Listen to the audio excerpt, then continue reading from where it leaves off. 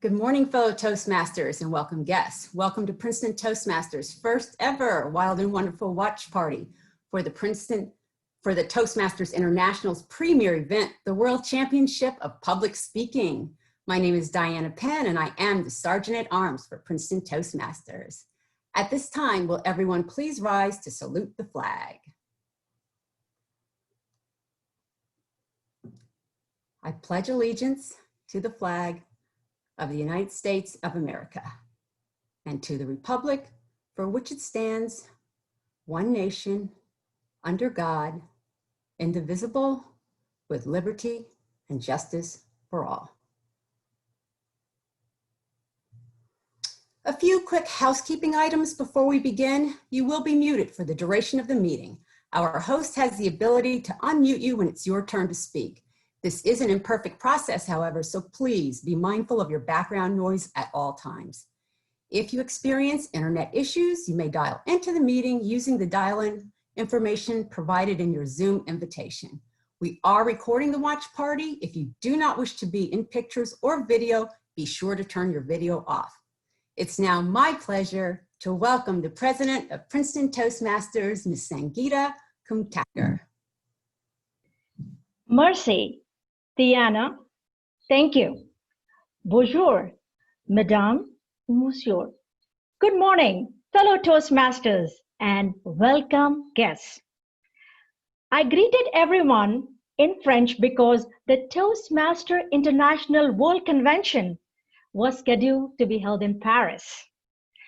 But for this pandemic, they decided to go virtual and made it convenient for all of us to be able to attend, to join this right from the comforts of our home. Thanks to George Phillips, who inspired our Princeton Toastmaster Club to host this watch party. Isn't it awesome that we can all watch together this World Championship of Public Speaking? It's my pleasure to introduce the two hosts of this watch party today. They both are distinguished Toastmasters and have been members of our Princeton Toastmasters for many years.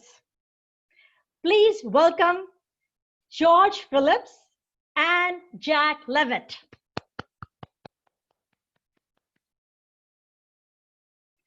You're on mute, George.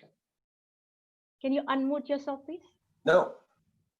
All right, I'm muted. Thank you. Good morning, everyone, and thank you so much for joining this meeting. We are absolutely thrilled to have you join us for this watch party. As you heard, my name is George Phillip, and my co-mentor, my co-master of ceremonies, Jack Levitt, and I will be leading us through today's events. And before I get started, I just want to make one comment that Sangeeta alluded to, and that is, in addition to myself, another one of my Princeton Toastmaster member friends, Leo Parmigiani, just this month is celebrating our 20th anniversary with Princeton Toastmasters. So to Leo and to myself, congratulations on 20 fabulous, fabulous years with this club.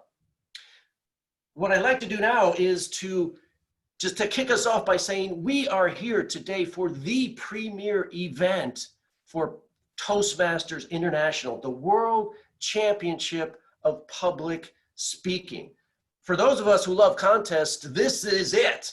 And I do want to mention both Jack and I have won the District 38 speech evaluation contest. So for us and for others who like contests, this is like the World Series, the Super Bowl, the World Cup, all rolled into one tremendous event. We're looking forward to it. What we have today is the opportunity to learn from the best of the best. And I like to see this as an opportunity to steal what we're going to see, or maybe better to say we're going to emulate the skills and techniques of these speakers and incorporate them into our own speeches. And by doing that, what I believe will happen is one day in the future, some of us or even many of us will one day grace the world stage with our world championship speech.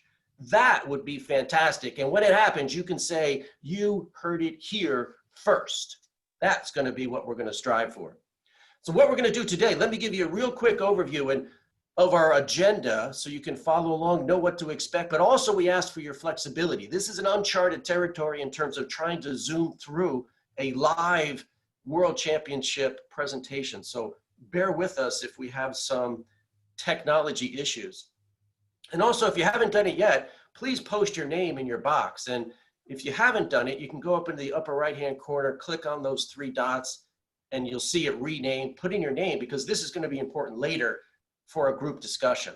But in terms of our agenda, first we're going to start with, okay, how did these speakers get to the world stage? What's the journey like? It's a challenging journey.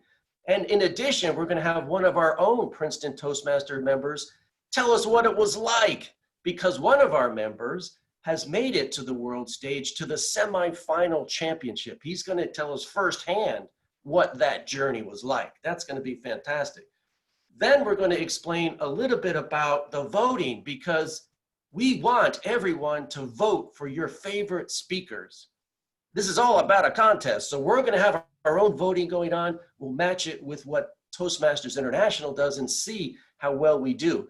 Also, the ballot, the official judging ballot is posted, or will be posted in the chat space. And so you can get a hold of that if you want to do it officially. Then we're going to talk a little bit before the contest starts about the difference between judging and evaluation, because judging and evaluating are different. And we want to explain that a little bit. And then we're going to get into the contest. Then we're going to live stream the 2020 World Championship of Public Speaking.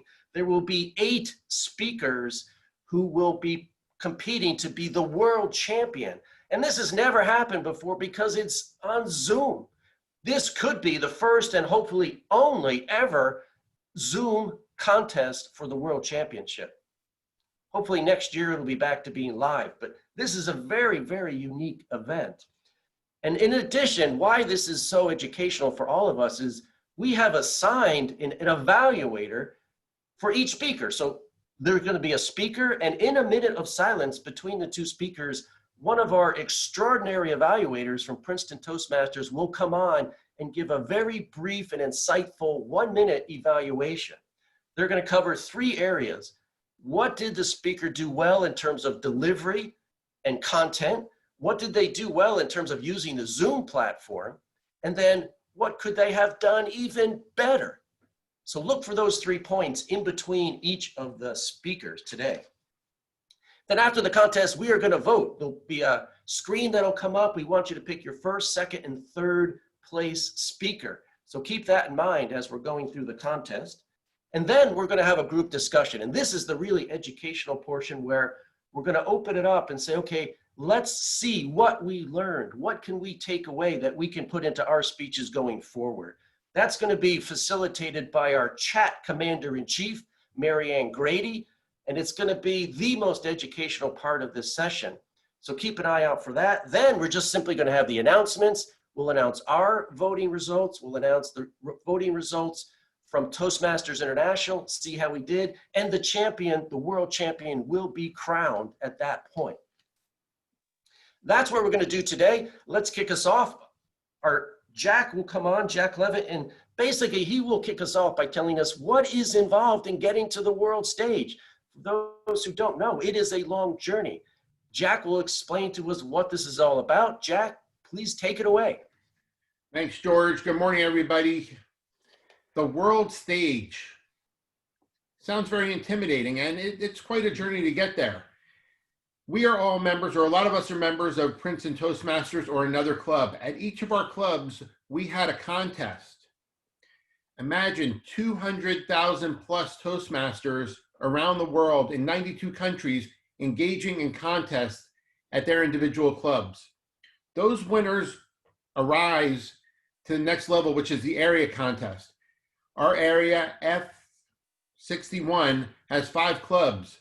Of those 5 clubs, we would choose one winner to go to our Division F contest. In District 38, we have 8 divisions, and each of those divisions would send their champion up to the district contest. The district contest is where we select one winner who has the possibility to go to the world stage. So we've narrowed it down from over 100 clubs in our district to one winner. Each district, and there are a couple, over 100 districts in the world, submit a video to Toastmasters International. And Toastmasters International narrows those down to semifinalists. So even if you won at the district level, you aren't a semifinalist unless you qualify by sending your video in. At that point, there are 4 semifinal contests, and each contest has a first and second place winner, and those are the winners that go to the world stage. Now, you might think it's easy to just give the same speech over and over and over again, but this is the World Championship of Public Speaking, not the world's best speech. So the contestants have to have a different speech for the final round. So they find out at the semifinals, which happened a couple of days ago, and then have to deliver a brand new speech that is significantly different to the world audience. In the old days, the semifinals would happen right at the convention. And there's a lot of pressure that happens when you're on that stage. And there's a lot of handling and a lot of backstage things that go on. But I can't tell you about that firsthand. We really need somebody who's been there, who's experienced, who's felt the energy. And that's our own Elliot Dennis. Elliot, share your journey with us for a couple of minutes. But I mute first. Thank you, Jack. You won the district contest. What happens next? You celebrate and answer all the congratulatory messages and emails. Make sure you return all the calls you missed. Bedtime happens a few hours earlier so you can dream about winning the semifinals and becoming the world champion of public speaking. Keep pinching yourself. Give yourself mental vitamins and start practicing. Wake up in the morning. The first thing you think about is, what do I wear? How am I getting there? Toastmasters sends you an email to contact their travel agent. You leave a message. You miss their call back. You call them again and finally reach the contact person. Expect the tickets to arrive in a few days, they say. Then you practice. You go to sleep early, try to dream that dream. You wake up and realize you're in Pennsylvania. You don't have to fly to Washington, D.C. A train is easier. A call to the travel agent, and they say, we can't change it now. Now, Toastmasters wants you to give a synopsis of your speech and the one for the final, should you win the semifinals. You start to pack and make sure no one touches your garment bag and luggage. And you practice. Make arrangements for transportation to the airport and home. Check mail if tickets arrive. Oh, wait, I need to reserve the hotel room. Search for the best price. Practice. Finally, the big day comes. A Toastmasters greet and meet other contestants. Get your mic checked for volume. Rehearse the program. Designate a person to help you set up. Sherry Juarez was my assistant. Scratch your head and wonder why you are there. Eat dinner with another contestant and try to be friendly. Realize where you are and then wonder, why are you there? Practice. The next day, the order is picked. You go through the whole contest. You're ready. Are you ready? It's no longer a contest. It's a television production. You know exactly where you will appear in the lineup, where you go after the speech, and how to get back to your seat. The rest is a blur. That's it.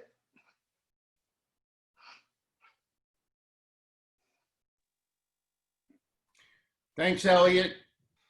What a perfect description of your journey. And it had to be one of the most exciting times in your Toastmaster career. So congratulations on making it all the way to the semifinals. You made us proud as always. George, you want to talk about the ballot? Absolutely. How are we doing in terms of the streaming element? I was Do we know, wondering that Nishi? myself. Nishi, do we see, what do you see in the stream? Are you watching it? Yeah, right now I have not started. It's a recorded stream, so we can pause and unpause anytime we want. Okay, but the contest has not started, correct? It's a pre-recorded contest right now, so they have already uploaded the content. It's available to stream right now. Oh, okay. So we can turn it on whenever we're ready. Yep. Okay. So let me do this. Thank you, Jack, and congratulations again, Elliot. Fantastic achievement for Princeton Toastmasters. Excellent. I don't know how you manage the nerves of that type of environment, but congratulations. So what we want to do is have everyone vote, because remember, this is a contest, and there's two ways to vote. One is in the chat box. We have uploaded the official judging ballot for the International Speech Contest. If you haven't seen it, it's good to take a look at it just to get an idea of how our speakers graded and evaluated. So you could download that and take a look at it. You can actually use it because it assigns 100 points to different categories. And that's how the judges who are watching this contest will evaluate, score, and then pick their 1, 2, 3, first, second, third place contestants. You can use that official ballot, or you can just watch, use your own technique, and in the end, though, pick your top 3 speakers, because when the contest is over, there'll be a ballot that will come up on the screen, and we ask that you pick your first, your second, and your third place contestant. Then what we're going to do is tally those votes and see how we do when they announce the official results, though I think ours are the official results. We'll have to see how they compare with Toastmasters International, but we will do that at the very end of the contest. Now, what's going to happen during the contest is it's important for everyone to be involved and engaged. So we ask, as the contest is going on, as speakers are delivering their speech, put your comments, your feedback, your insights, your strengths of what they're doing, weaknesses into the chat, because that's going to be a valuable guide for us when we get into the group discussion. Again, that's going to be managed by our chat commander-in-chief, Mary Ann Grady. But what's really valuable and beneficial for all of us is at the end of the contest, we will have a tremendous resource of insight into what these world-class speakers are doing that's so fantastic. And then we can download or save or print the chat and keep it for ourselves, as this is what we should be focusing on as we're doing our own speeches over the next months and years. So that's going to be a tremendous resource for all of us. So chat away and don't stop. But most important, at the end of the contest, vote. Vote like your life depended on it, because it does in this contest. It's so important to see how we match up with Toastmasters International. So please vote. What I'll do right before we start, one last section, and before we get into the contest, is to ask Jack to, again, explain to us, well, what is the difference between what we normally do, evaluate speeches, and judging speeches, because they are different. Jack, back to you. Thanks, George. We focus on evaluation in our clubs. We focus on not judging. We are not judgmental people. We are not comparing one person to another. In our clubs, we offer evaluation. We think about how somebody can improve, and we offer the feedback to that person. We do that with a really sensitive and caring attitude toward the speaker, because the purpose is to make that person better, and the purpose is to share all that feedback. Judging is quite the opposite. Judging is a much more subjective activity. We have a set of criteria that we look at, and if you look at the ballot, you'll see what those criteria are with explanations on the back. And we have to be as objective as possible and say, What did this speaker do well or not do well, and how would we score them? Like I said, evaluation is something we share. We share it publicly, we share it privately. Judging is something we never share. At the bottom of the ballot, you sign your ballot and you put your winners there, and the score sheet you're supposed to get rid of. I have seen people eat the score sheet to make sure nobody ever sees it. That's a little extreme, but you're supposed to take it home with you, rip it up, whatever. Your judging, your ballot is supposed to be secret, and nobody is supposed to know except for you and the chief judge how you voted. Don's waving. Don, you're muted. Don's muted. The contest has started. The first speaker is speaking right now, Aaron Sampson. No, we know. Nishi has it on pause, and he's going to stream it when we're all set to go. That is correct. It's a pre-recorded, so we can start whenever we are ready. It's like Netflix. Yeah. Yeah, it's like Netflix for correct. Toastmasters. Exactly. So to become a judge at the international contest, the first thing you need to do is be a judge at the club level. When we have contests, the more judges we have, the better we are, because that's a way to learn how to judge. Only if you have judged at a club can you be an area judge, and then division, district, semifinal, and then only somebody who is judged at the semifinals is qualified to be an international world championship speech contest judge. So you really have to be a seasoned judge to do that. Practice makes quote unquote perfect in judging. There are certain things you need to learn to do.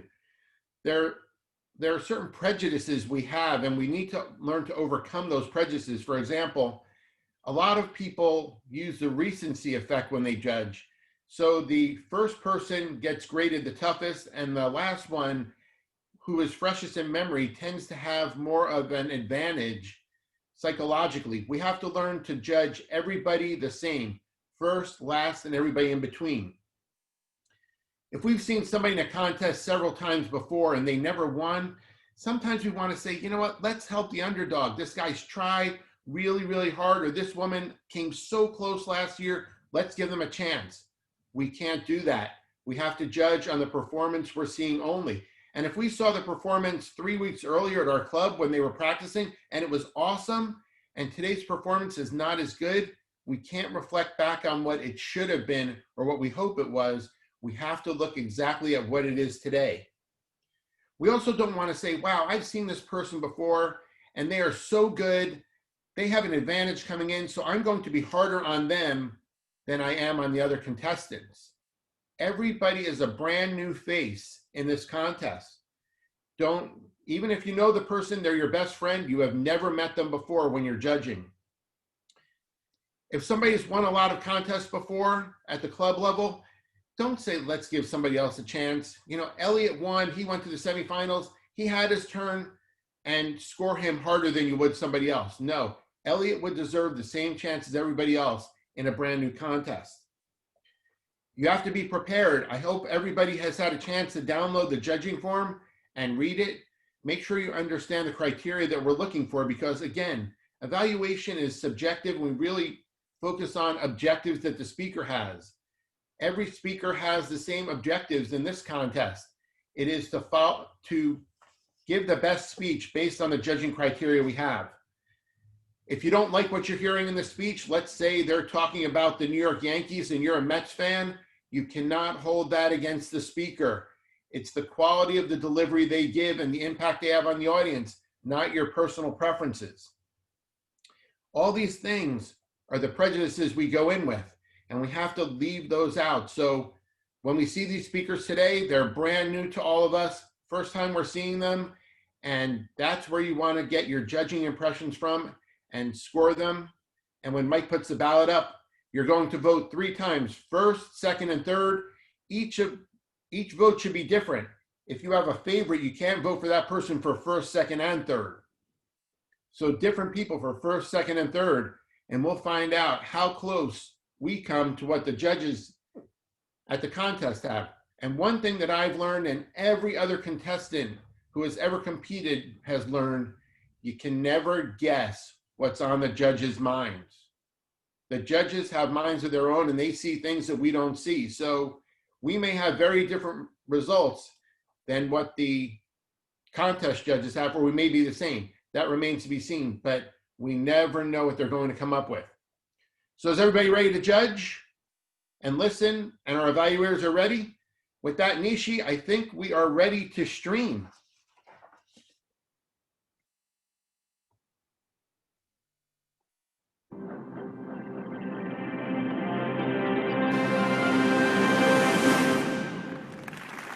Toastmasters and guests, it is my pleasure to welcome International President-elect, Distinguished Toastmaster Richard E. Peck.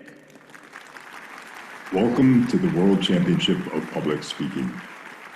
Thank you for joining us for this virtual event. Though you cannot see those watching with you today, you are one of tens of thousands of Toastmasters members and guests viewing from around the world. There are people following the competition on social media, and if you'd like to join the conversation, use the hashtag TIGlobalConnect2020. This is one of Toastmasters' most exciting events. 8 of our most talented Toastmasters are here to compete for the title of 2020 Toastmaster World Champion of Public Speaking. For these finalists, it has been nearly a year-long process. The International Speech Contest begins with more than 30,000 members competing at the club level and culminates in the semifinals. All 2020 International Speech Contest participants accepted an additional challenge when the contest was moved online partway through the contest cycle. Like true Toastmasters, they have demonstrated flexibility and adaptability. On Tuesday and Wednesday, 28 semifinalists represented their regions in an attempt to make it to the ultimate speaking competition, the World Championship. Today's contestants are Aaron Sampson, Lindy McLean, Linda Marie Miller, Benjamin Wyo, Sherwood Jones, Maureen Zapala, Mike Carr, Kwang Yu Yang. Since 1938, Toastmasters has recognized 79 world champions. A list recognizing all who have earned this title is provided on the virtual convention agenda page. Now, join me in welcoming our contest chair for this event, First Vice President, Distinguished Toastmaster, Margaret Page. Bonjour, good morning, good afternoon, good evening, depending on where you are watching from. Welcome. What an inspiration it has been to have all of you here today at one of our most anticipated events. Thank you for joining us virtually to cheer on our talented contestants. Today, we are making history. We have more Toastmasters and guests watching live from around the world than any other time in our history. This provides an exciting and much-deserved opportunity for our contestants' words of wisdom and message of hope for a better tomorrow to spread and have impact around the world. For the first time in Toastmasters history, everyone in attendance has a front row seat to this exciting contest. If you would like to relive the excitement of today's contest, you can stream it again on the Toastmasters International website. Please keep in mind that each contestant selects their own speech topic. Some of the content may be personal in nature and contains language, ideas, or beliefs that some audiences may consider sensitive. This is the world's preeminent speaking competition, and in order to ensure fairness to all contestants, there are a few rules that must be followed. When a contestant is speaking, all other contestants will remain muted with cameras off. We will observe 1 minute of silence between each contestant, so please be respectful of this courtesy. Are the timers ready? Yes. Chief Judge, are we ready to proceed? Yes. Let the speech contest begin. Aaron Sampson, the role you're meant to play, the role you're meant to play, Aaron Sampson. I was 3 years old, going to preschool. My teacher was encouraging creative play, and while the other kids were painting, I was pouring dirt in my mouth, imagining a chocolate milkshake. After school that day, I held my mom's hand as my teacher pulled my mom aside and told her, "I don't know how to tell you this, but Aaron is a mentally challenged child." My mom was concerned. She rushed me to the doctor. The doctor took her concerns very seriously. After lots of questions, lots of tests, he said, "I think I know what's going on here." He wrote a prescription, handed it to my mom. It said, "Find a new teacher." Contest chair, friends, after that prescription, my mom moved me to a new school. She looked me in the eye and said, "You're gonna be a big thinker." But I was a confused kid and told people, "I'm gonna be a big drinker." As I got older, I wanted to find my role in life. But how do you find the role you're meant to play? I proudly say, "I'm an artist. That's my role." I moved to Hollywood and write a play. I perform this play for huge crowds in old age homes. After one show, I meet a lonely and blunt 86-year-old named Dr. Joe. Dr. Joe pokes me and says, "I could hear you." Great show. Dr. Joe and I become close friends, and I care for him like he's my own grandpa. I record his life story. He teaches me how to set life goals and tells me, "You should audition for movie roles." But the only roles in my life are the bread rolls that I serve as a waiter. After 10 long years of rejection, I still call myself an artist, but I feel like a failure. And I'm told to find a new role by both my heart and my wallet. So I go to MBA school to become a businessman. That's my new role. After school, I land a job as a manager. And what's the first thing I do? Make my business cards. What better way to show my role? I work hard, set life goals, get a few promotions. Then people start asking me for career advice. I mentor a struggling young student named Lucy. Lucy is not sure what to do with her life, so I coach her to set life goals. Lucy works hard, and she becomes the first in her family to go to college. She tells me, "You taught me how to find my dream role." But when it comes to my life, there's always a bigger role. At a networking event, I say, "I'm a director." Someone else says, "I'm a VP." I say, "I'm an MBA." Someone else says, I'm a DTM.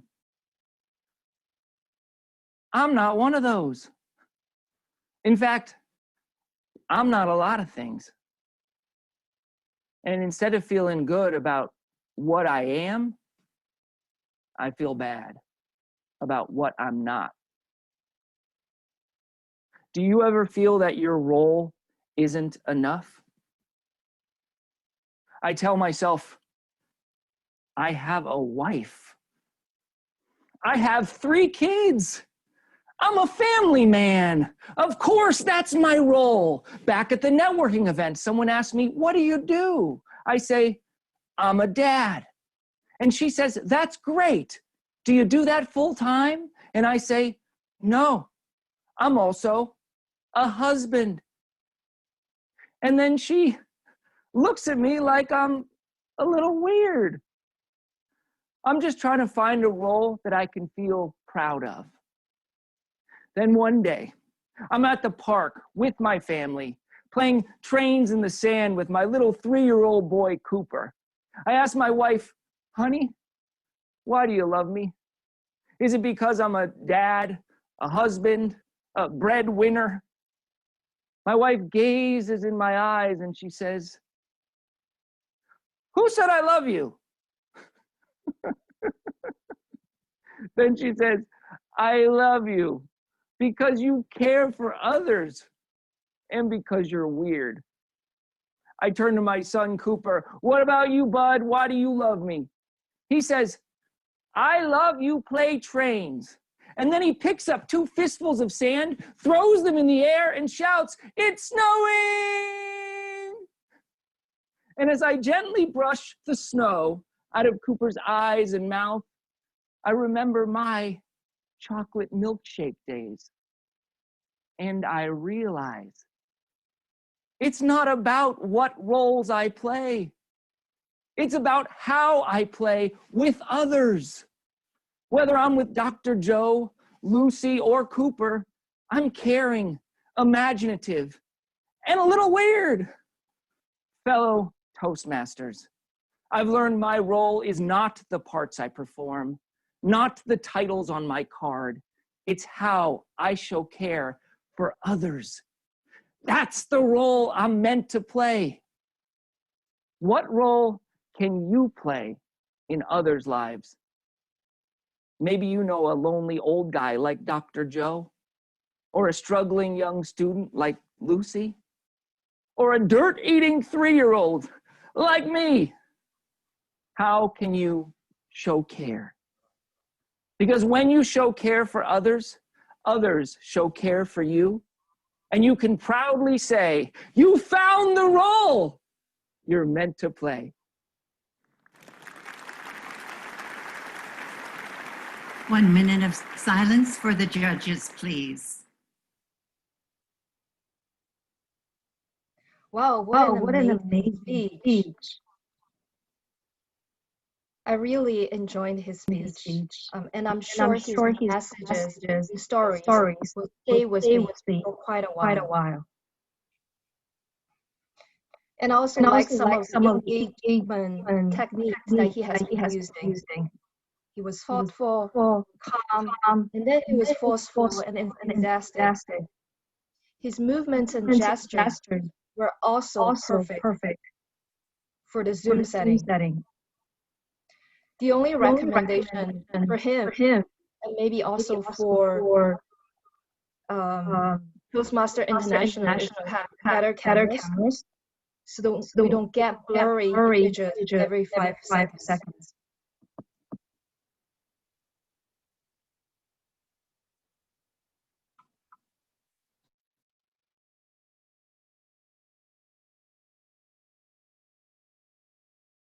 Lindy McLean, Your Buried Story, Your Buried Story, Lindy McLean. It's 6 o'clock in the morning. After a sleepless overnight flight, I'm standing on the arrivals curb in the Orlando, Florida airport. My heart is in my throat, my stomach doing flip-flops. The consequences of having told my buried story are coming at me like a freight train. Contest chair? Fellow Toastmasters? It's your fault. You created the incubator in which I told my buried story and came face to face with my regrets. My friend, there is a story that you never tell anyone because you're afraid they'll find out the truth and think less of you. That is your buried story. At 17 years old, I returned to the US after an indescribable year as an exchange student in Peru. I had my 2 duffel bags, a second language, and a second family back in Peru. Mom, Dad, I'm home. Did you miss me? Lindy, your father and I are separating.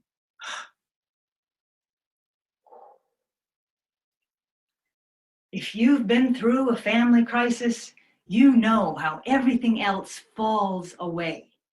No one wanted to hear from me. I swallowed my Peruvian year whole. I shoved my story deep down inside. I left home for college. I buried my story for years because I didn't know any different. A couple of intense years passed. My parents decided to mend their marriage. Now I could focus on my other family. The occasional letter I'd been sending to Peru came back marked return to sender. I had no other address, no telephone number, no way to track them. I had lost touch with my second family. The truth is, I did not try hard enough to find them. Beside my buried story, I planted a seed of regret that over the years would grow into a vicious weed. A few years ago, as a fairly new Toastmaster, in my quest for speech material, I heard a little voice. Tell your story. What? Not that story, no way. Well, but I'm not telling all of it. I don't want them to know I'm guilty of losing touch. I told a few vignettes from my life-changing year in Peru. People actually laughed. Okay, I'll tell my story. Have you used Toastmasters to develop a single story?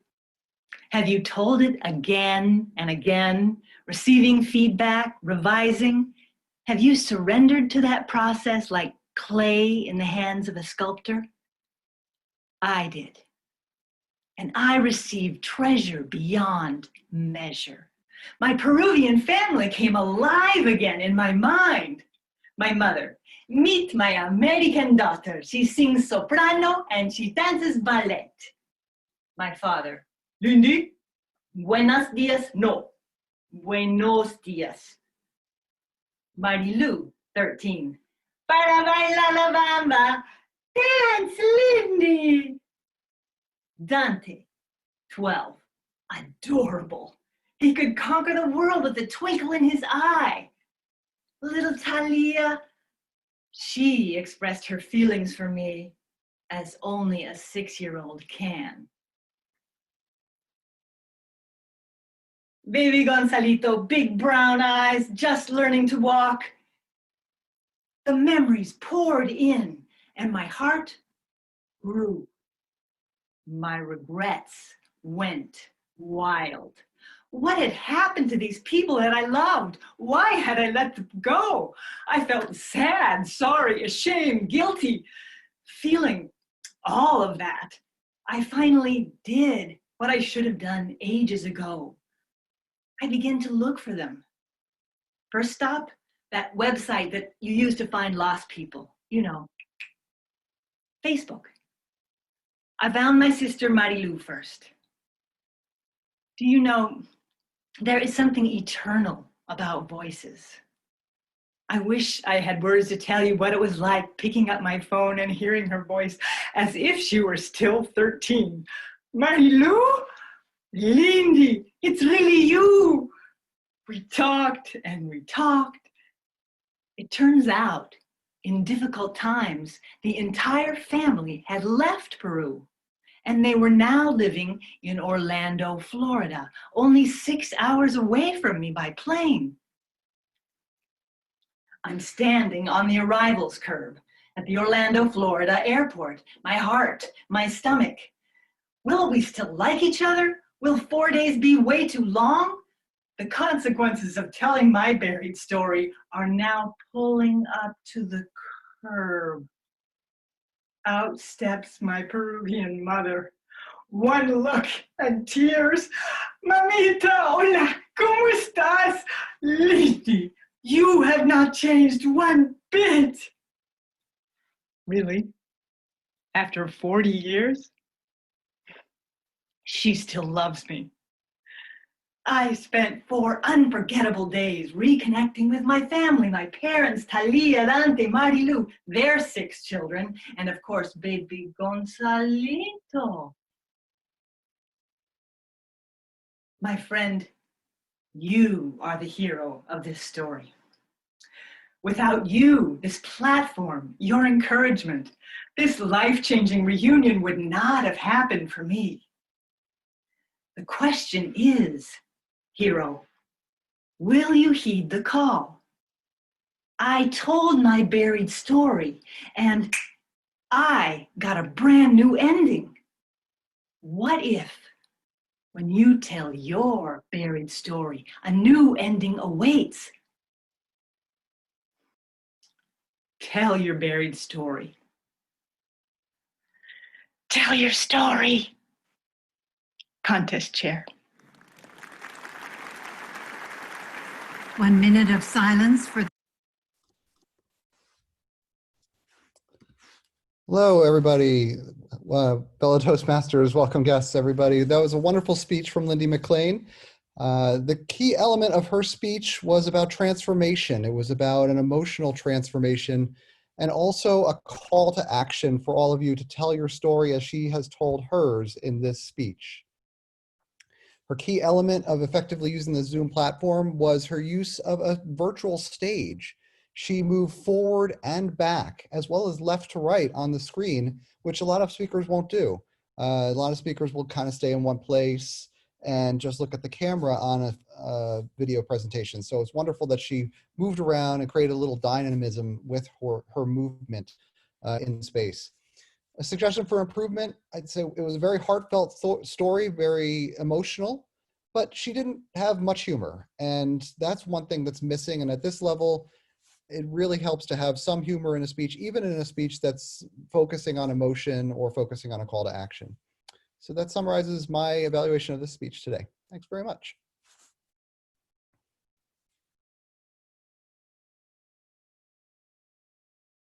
Linda Marie Miller, pretending not to know. Pretending not to know, Linda Marie Miller. If you're ready to change the world, but you don't know how, I have the key.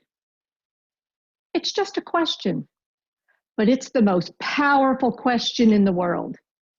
The question is, what are you pretending not to know? That question changed my life. What was I pretending not to know? I find out when I helped my friend Tony and his son Michael. Michael was not your typical teenager. Once, he convinced his father to let him bring a homeless boy into their house. Michael shared everything with that young man and gave up his own bed until that boy got back on his feet. In college, Michael excelled. As a freshman, he tutored seniors in chemistry. He loved science. He loved science so much, he enrolled his professors and fellow classmates into assisting him as he delivered a science experiment for blind children so that they could experience the love of science that he had. Michael was the whole package.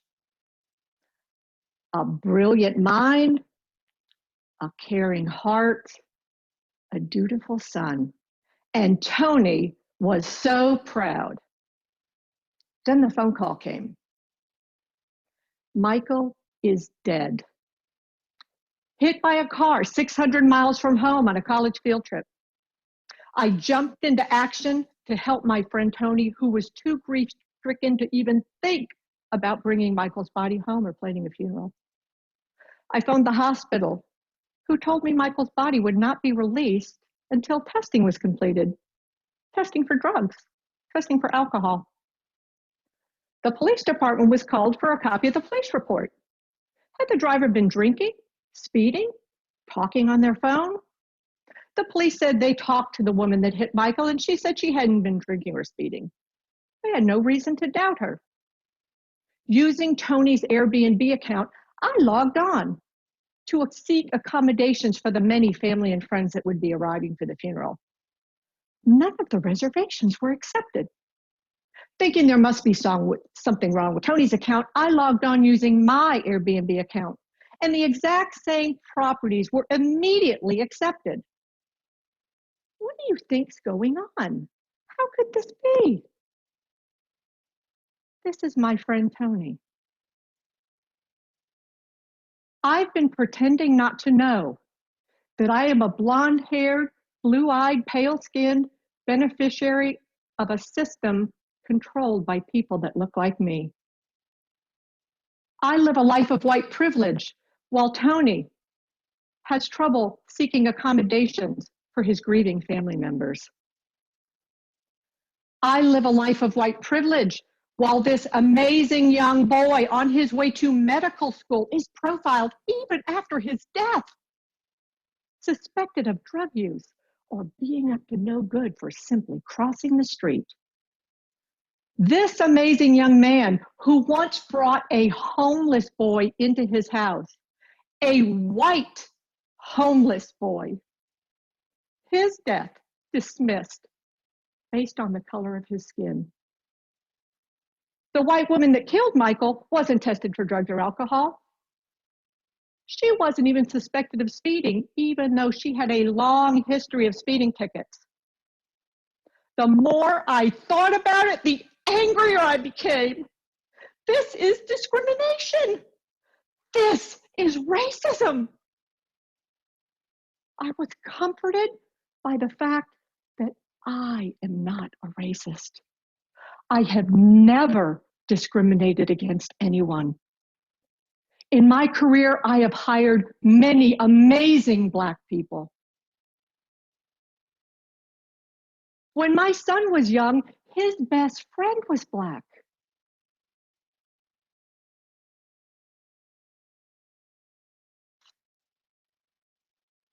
Hey, I live in a very diverse neighborhood. All my neighbors are Black, and they like me.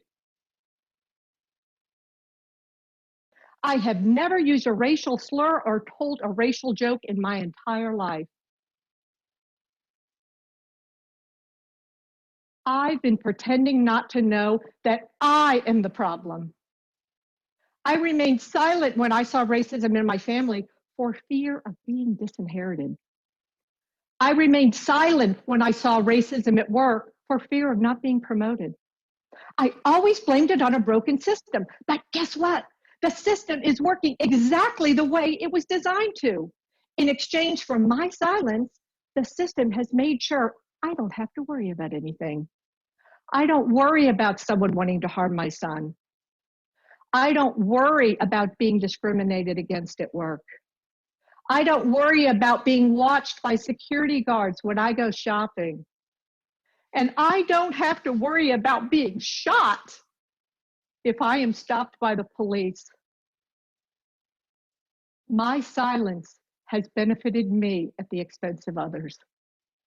And I will remain silent no more. I now use my voice as an ally for and with people of color.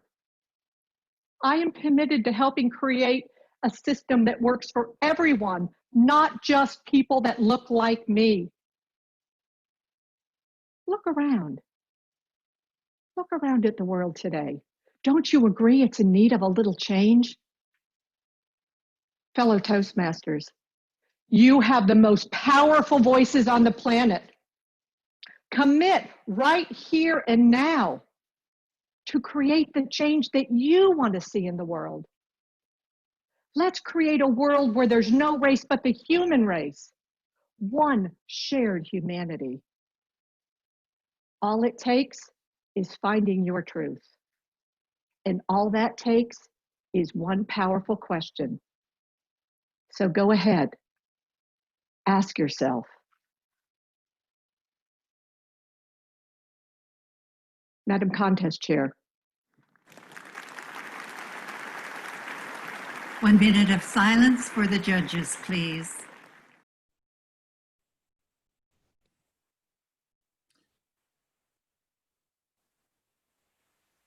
Fellow Toastmasters and welcome guest. I just listened to Linda Marie Miller's International Speech Contest entree. She did a wonderful job. I thought the key element of the speech was clear. She wanted to change the world. She was talking about her friend Michael and the perils and misjustice of racial injustice in the world. She was passionate. She showed conviction. She showed a call to action, and she asked if we were committed to change. As far as the Zoom, she had a plant in the visual there. I wasn't sure what role it was. If it doesn't have a role as a prop, I think she should pull it out. She moved around a bit, but there wasn't any left or right movement. I didn't think she did a very good job there. She held signs of words. The words were good, but I think in an international speech contest, use different voices. That would help you. I don't think that was effective. The suggestion I have is I really didn't know what her topic was for a while. I mean, I knew Michael was dead. There was a little bit more background there, but I was a little confused as to what the topic was until later on. I thought her body language in the beginning was a bit contrived and it wasn't natural looking. So other than that, wonderful speech, but I don't think this is going to be the winner. That's my view.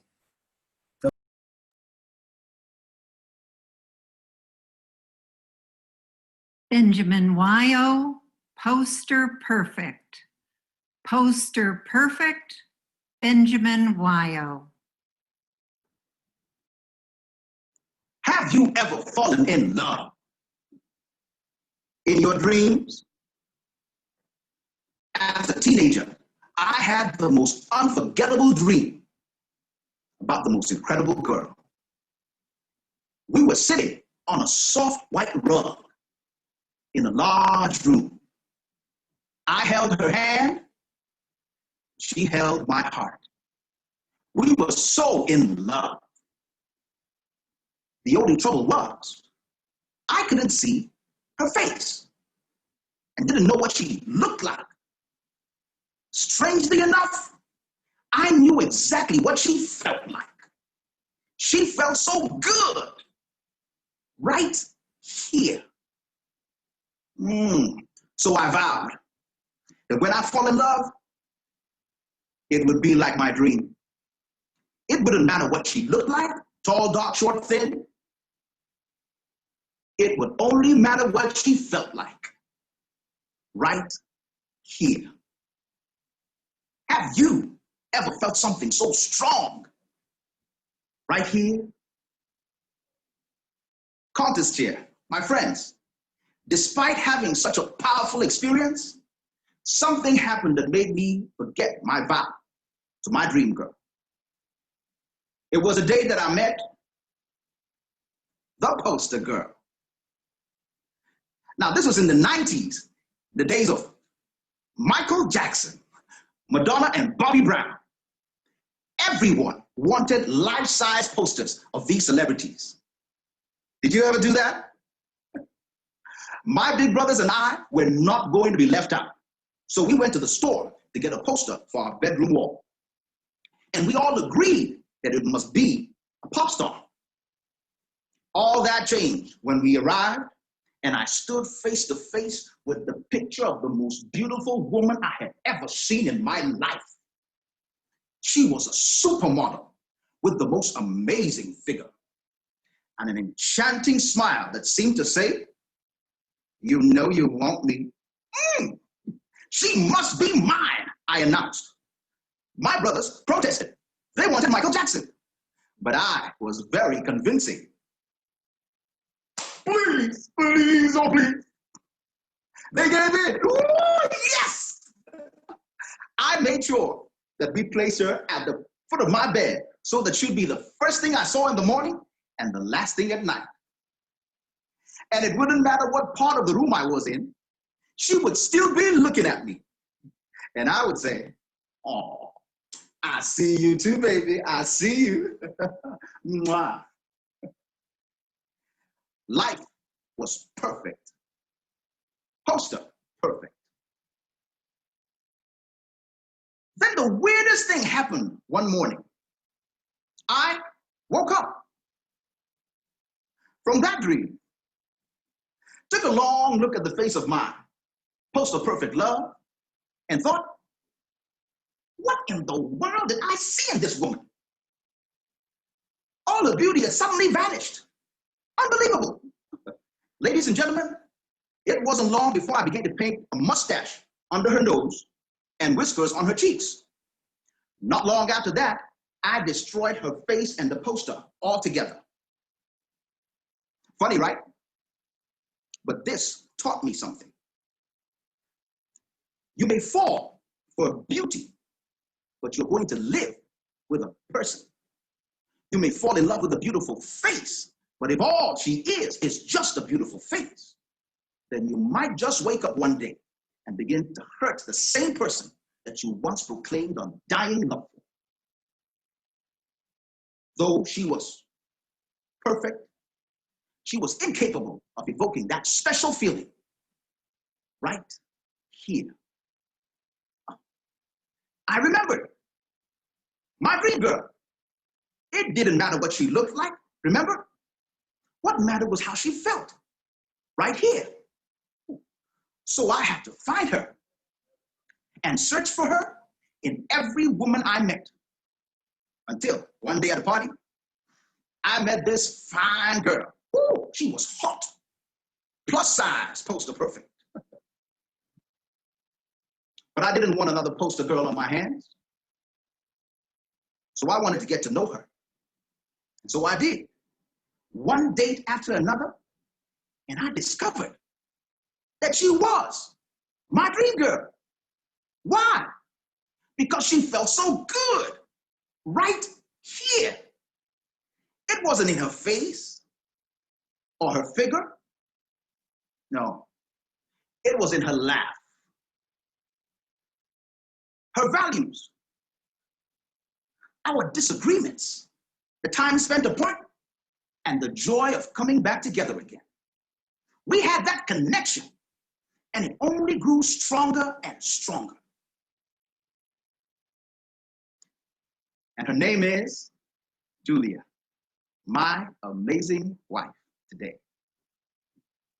My friends, you and I will continue to meet people that may become a part of our lives for different reasons. For love, friendship, business, Toastmasters. It doesn't matter if these people look picture perfect. No, what matters is who they are, what they stand for, and what they do to us, right here. Scientists say it takes about 2 years to fall out of love with anyone. But after almost 20 years of knowing her, Julia is still my dream girl. She's not a picture perfect poster on my wall. No, she's love pasted permanently on the walls of my heart. Right here.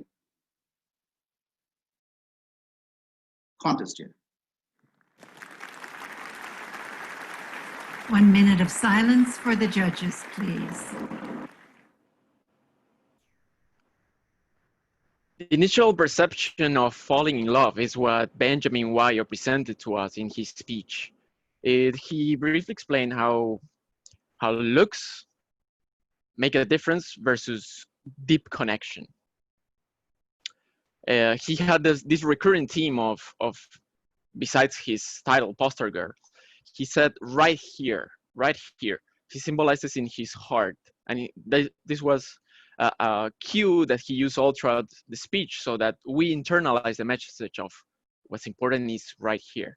At the end, he presented a prop which it did not seem to connect to me because it was the first time I saw it. Maybe he showed it at the start of the speech, it would have given more impact there. Now the audio quality also, there was some issues there, so that detrimented the speech overall. I want to see more pauses and a deeper, different message rather than the usual one. Falling in love, I think that's a recurring theme. Thank you.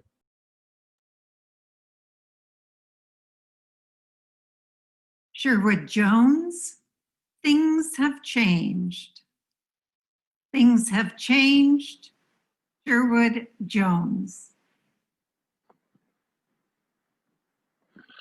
All right, children, gather around. It's story time once again. I know little Susie was asking me about what life was like when I was a young man. I think sometimes she doesn't think I was ever a young man. Well, sir, Grandpa's gonna tell you. I, back a few years ago, was drop dead gorgeous. All the way back in the year 2019. Well, I tell you, things have changed.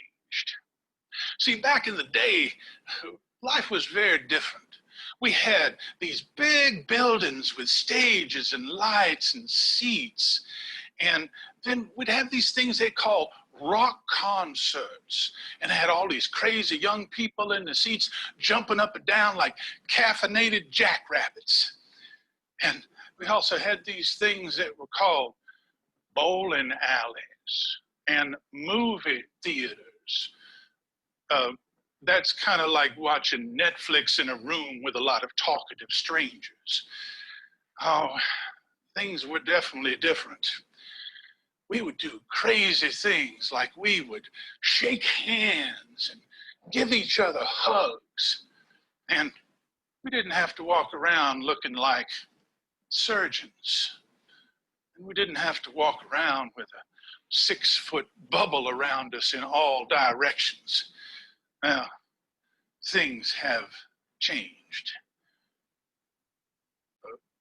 Was that Susie?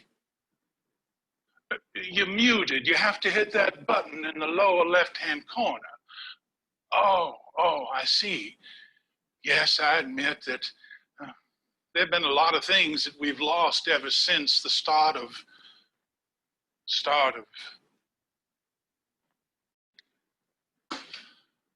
the C word.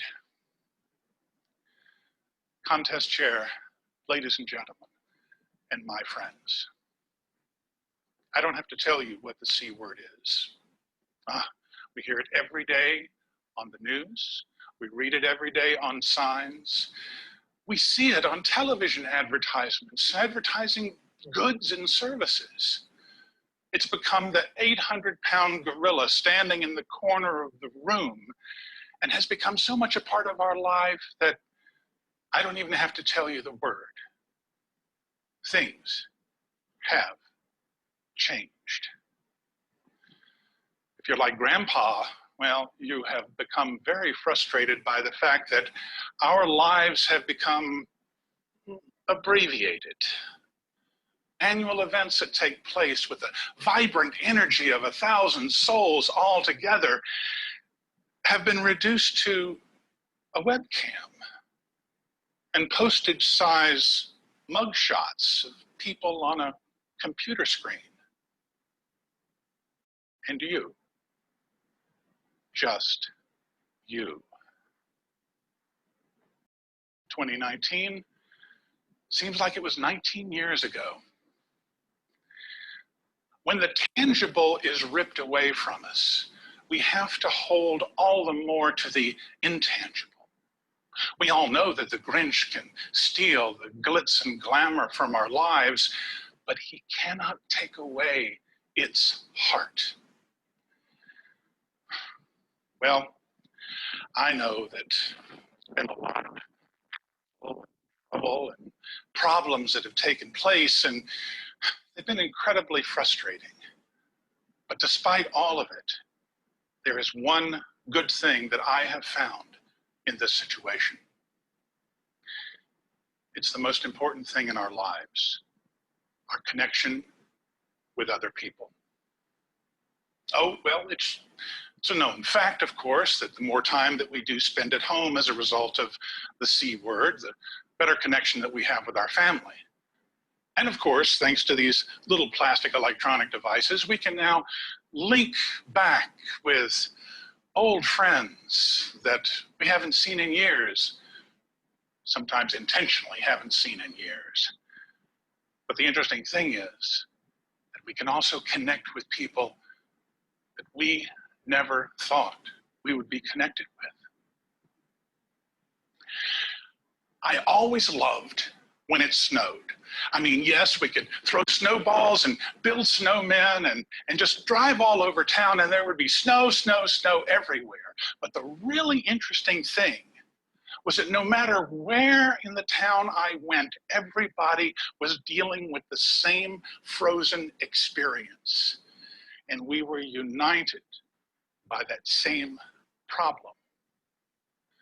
And boy, do we have a blizzard now. As soon as my Toastmasters Club went online, we put the Zoom link on a Google Doc and we started receiving guests from all over the place. Hi, I'm from Wisconsin. Welcome. Hi, I'm from Japan. I'm from London. Welcome, welcome. Hi, I'm from Russia. I'm from Afghanistan. I'm from Iraq. Welcome. Things have changed. You see, I've learned that we really have no enemies. It doesn't matter what your language is, what you speak, what your religion is, whether you eat borscht or curry or fried chicken. We are all together as one people. Thanks to the 800-pound gorilla that wants to destroy us physically and emotionally, we have a common enemy, and we are all one. How has the C word affected your life? Have you become angry and frustrated? Or have you taken the opportunity to connect with other people? Old friends hundreds of miles away, or new friends half a world away? When we finally come out of this fog, I realize that there will be a lot of differences between now and 2019. But I hope that one of them, one of the side effects, is a newfound appreciation for people that we have never seen and never met before. And we can say things have changed. Contest chair. 1 minute of silence for the judges, please.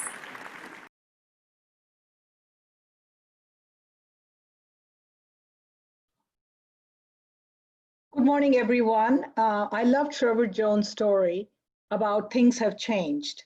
What he started with was his nostalgic experience and trying to humanize, and especially the younger generations, about what he experienced as a youngster, and then connecting it to the pre and post-epidemic experience that we're all sharing now.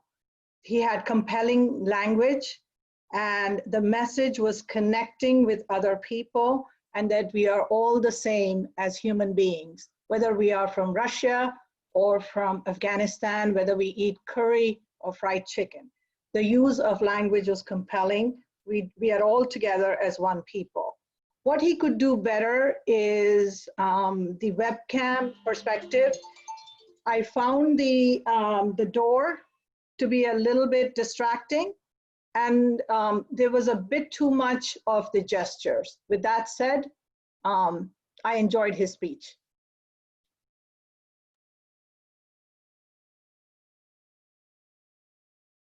Did I not unmute myself? Maureen Zapala, it's so good to see you. It's so good to see you. Maureen Zapala. You should have heard what she said to me. Maureen, look at you. You are fat, ugly, and stupid. You failed at marriage, you're a terrible mother, a lousy housekeeper, and you think people like you? They don't. Can you believe she said that? I can, because she's me.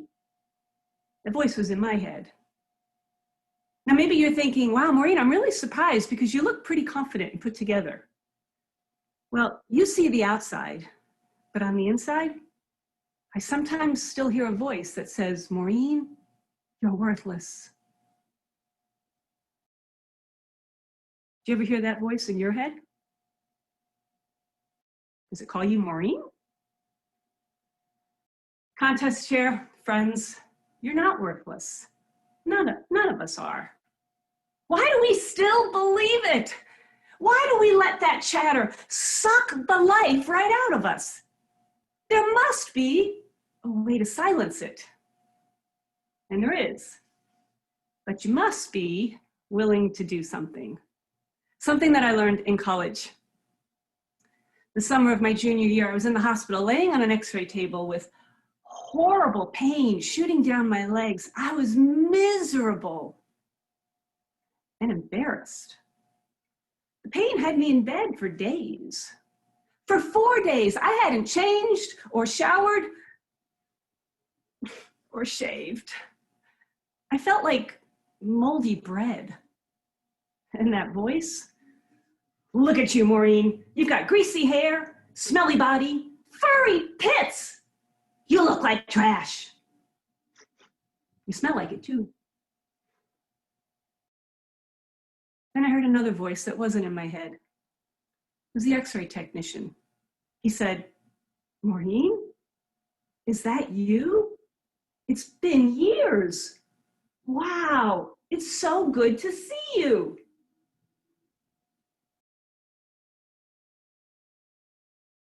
Oh no, it was Dan Saxtetter, my senior prom date. What are the chances I'd run into him? I guess pretty good. You know, when you're at your worst, you have the best chance of seeing an old flame. You see, in high school, everyone loved Dan. He was smart and handsome, captain of the football team. And he liked me. I did not look this good in high school. I didn't look this good 4 hours ago. I don't apply makeup. I install it. Oh, but the prom, it was a magical date. And our only date. And we lost touch after high school. So imagine how I felt a few years later, inserted in his machine, stinking up that room. Oh, and he looked so good. Hi, Dan. It's good to see you too. It was a lie. I was so ashamed and I just wanted to vanish. And Dan took my hand, found my eyes, and said, Maureen, I know you're hurting and we'll help. But wow, it's so good to see you.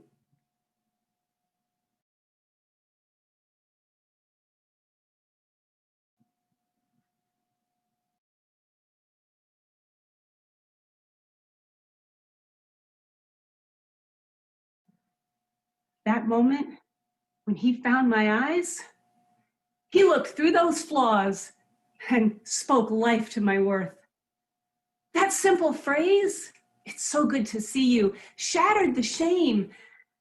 And I felt safe and special, like royalty, like that prom queen I never was. Now, I still had pain. In fact, I needed surgery for a ruptured disc. He didn't relieve the pain, but he restored my dignity. And he silenced that voice that said, Maureen, you're worthless. But then there was a new voice that said, gosh, I wonder if he's single. What Dan did for me is what we must do for each other. It wasn't just his words. It was his eyes. They drilled down to the source of my shame and gave me what I desperately wanted. What we all want. Acceptance. I didn't just hear his words. I felt them because I saw them. He found my eyes, and that spoke life to my worth. The way to silence that voice, it's not to find Dan, it's to be Dan for other people. We need this today more than ever. We're isolated and almost afraid of each other. People are scanning the horizon, looking for eyes to connect with, a heart to connect with, even if only through their eyes. Your job? Find their eyes. Mask or no mask, find their eyes and speak life to their worth. Give them the acceptance they want. You know how it feels. Someone's probably done it for you. It's exhilarating and life-giving, and it lingers. I saw Dan 40 years ago. He has no idea I still tell this story. I have no idea if he's still single. We must do this for each other. Find their eyes and speak life to their worth. I can't see your eyes right now, but when I do, know this. It's so good to see you. Contest chair.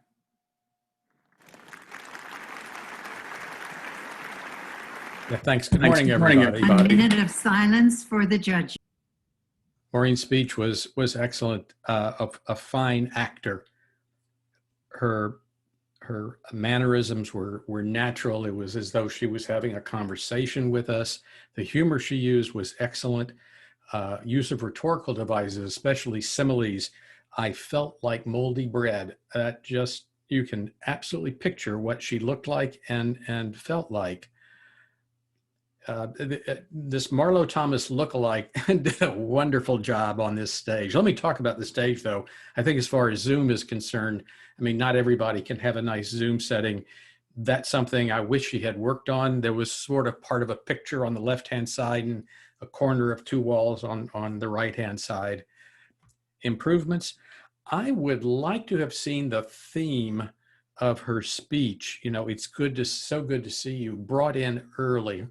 Excuse me, earlier, even sarcastically earlier, when the people who were greeting her had all these not so nice things to say. It was very powerful when she really got into it at the end and then used that expression. Wonderful speech. I loved it.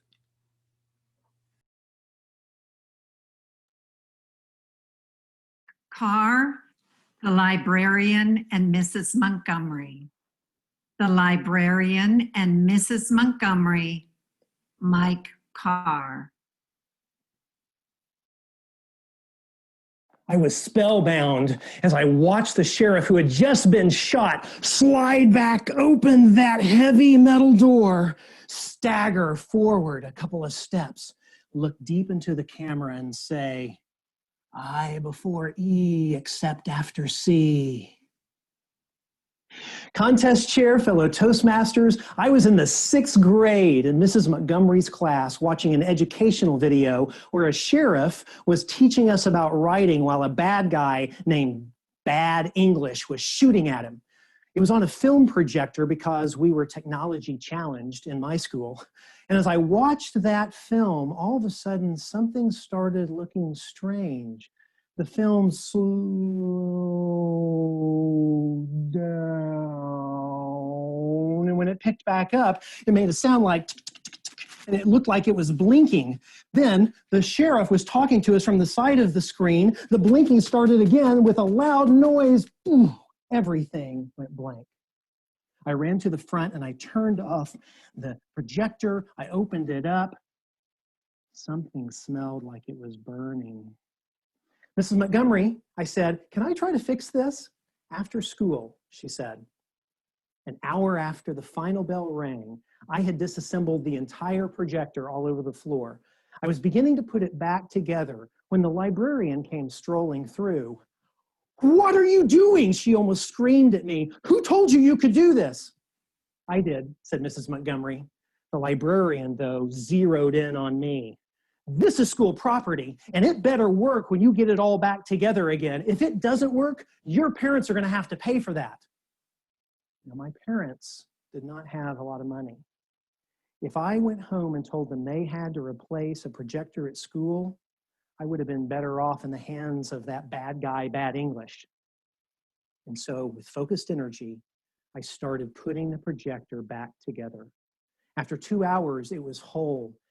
And Mrs. Montgomery said, "Let's try it." I reached up and I flipped the on switch. And there, out in front of us, projected onto the screen in all of its glory, was nothing. Nothing. The projector was dead. Mrs. Montgomery put her arm around me and she said, "It's okay that you took the risk to try to fix it. The victory is not in the result. The victory is in the try." But I still had to tell my parents. When I got home, I snuck in and I thought, if I just hide in my closet, they'll forget I exist. But then I heard from the kitchen, "Mike, come in." I walked in and I said, "Mom, Dad, there's something I have to tell you. I love you.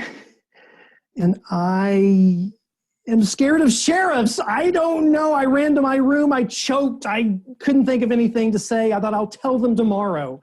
I crawled on my bed and I looked up at the ceiling and I thought, how do I get to Norway? Now, I know there are people from Norway in the audience. And can I just tell you, I don't know why Norway was my only safe haven on this planet at that point. Maybe I thought that Norway had made a deal with the UN that they would not let crazy librarians come into their country. But at that night, I drifted off to a very restless sleep, dreaming of swimming to Norway. I was awakened with a jolt when my alarm went off the next morning. As I got ready for the day, I was sick to my stomach. When I got to school, I knew my time was up. I slunk to the library to find Mrs. Landon sitting there reading her newspaper. She was drinking out of this coffee mug. That's concerning. I approached her and I told her the final fate of her projector. She slowly started looking up at me. Her lips started curling. Then she leaned forward and said, "Fine." What just happened? I'm still alive. I could not believe it. My failure had not killed me. And yours will not kill you. What was it that Mrs. Montgomery said? The victory is not in the result. The victory is in the try. Ever since then, I have walked through life with a little librarian Landon sitting on this shoulder and a Mrs. Montgomery sitting on this shoulder. When I tried and gave my very first speech, which was a train wreck, Mrs. Landon told me, "You should never try that again." But Mrs. Montgomery reminded me that the failure had taught me lessons that could be a springboard to future success. And she was right. But her words ring even more true for you. And let me tell you why I know this. For years, Toastmasters has been the place where leaders are made. You are here in some way to increase your leadership skill. And this world desperately needs leaders who will create fertile soil for innovation to grow. Toastmasters is a great example. When COVID hit this year, they could have said, "No, we're just going to cancel the contest. We'll cancel the convention and we'll pick it up again next year." But instead, they decided to try something new, this virtual experience. And yes, there have been glitches, but that's what innovation is like. Glitches happen. And the lessons that they have learned take us miles beyond those organizations that just canceled. If you want to lead people to fix persistent problems, someday, somewhere, somebody is going to have to try something new. And you, as the leader, have the opportunity to encourage that effort that might fail, for a chance to find the future. The victory is in the try. Be a Montgomery leader. Encourage risk. Try new things. The victory is not in the result, my friends. The victory is in the try. Contest chair. 1 minute of silence for the judges, please. Mike took a big risk here with trying to really utilize his stage to the up 10th degree, and I think that's unfortunately going to hurt him. I eventually got his message. I think he could have used a better story to bring us back to this message he was trying to convey. The story just seemed a little trivial, didn't seem all that meaningful, and he was very quick on screen. I saw that in the comments, and I agree with you.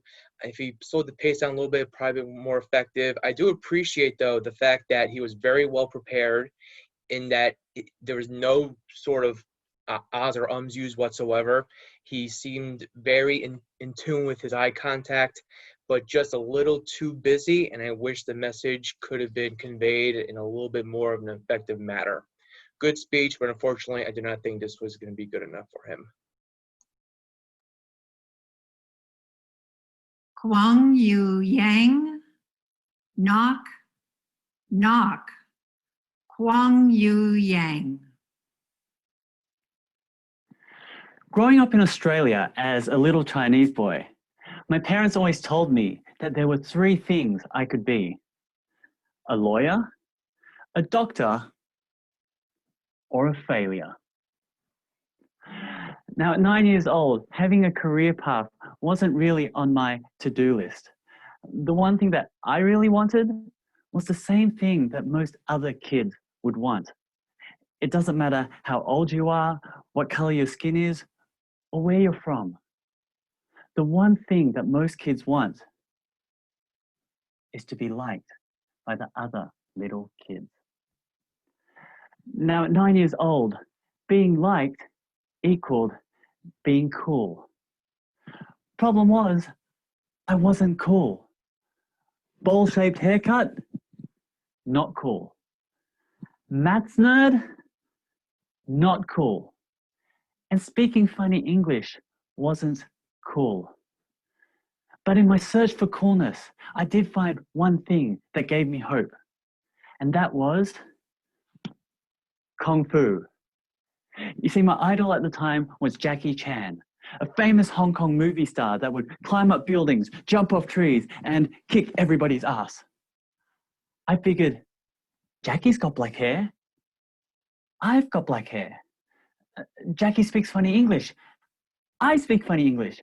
Jackie's a Kung Fu master, so I must be a Kung Fu master.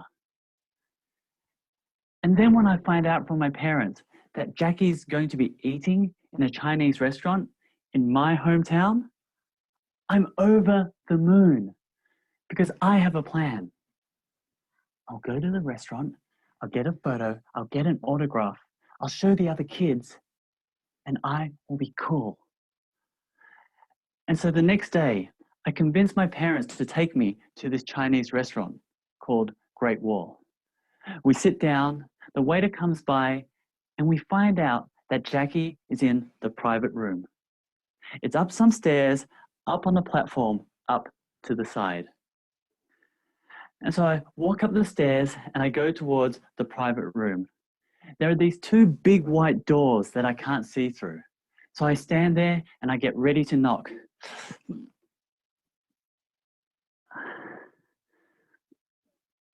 But I can't do it. And so my 9-year-old brain says, hey, Let's just wait till Jackie comes out of the room and then we'll bump into him accidentally. And so I run back down to my table. I sit down and I stare at the doors. I stare at the doors for an hour. Jackie doesn't come out. I'm thinking, dude, don't you need to go to the toilet? I know I do. And then I look down and all the food on our table is almost gone. I'm running out of time. So I tell my parents that I'm still hungry and they order some more sweet and sour pork. I sit there and I eat as slowly as I can. 30 minutes passed, no Jackie. My parents say to me, you have to go knock on that door or we're going home. So I walk up the stairs and I go towards those two big white doors. I'm ready to knock and I can't do it. My knees are shaking, my heart is pumping, and my body is shivering. And then this inner voice starts yelling at me, knock on the door, just do it. It's not that hard, just do it. You're wearing Nikes, just do it. And then another voice yells, your Nikes are fake, you can't do it. Suddenly, the doors burst open. I think it's Jackie Chan. But it's a lady in a blue dress. She walks out of the room, so I quickly pretend as if I just happened to be walking by. I run back down to my parents, and my parents say to me, go knock on that door, or we're going home. And so I go back up to those two white doors.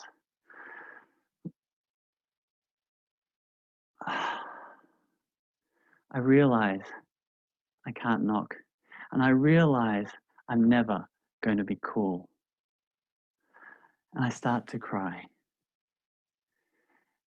And I don't know how long I'm crying for, but the lady in the blue dress walks back up, she walks around me and walks back into the room. I quickly run back down to the table, and I'm hoping that the tears in my eyes will convince my parents to go knock on the door for me. They stand up, but they put on their jackets. And I know straight away, they're not doing anything awesome because they're my parents. And they want me to learn a life lesson. But the only lesson I learn is that I feel helpless. And I can't get through my door, which is both physical and mental.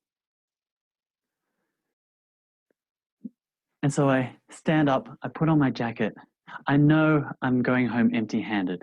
And I look at the door one more time and I see Jackie Chan with this great big smile. He starts walking down the steps and behind him is the lady in the blue dress. She whispers in his ears and points to me. Jackie comes over and he says, I hear that there's somebody I need to meet.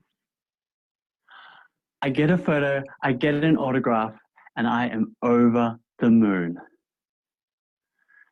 That night, a lady's little act of kindness gave this little boy hope.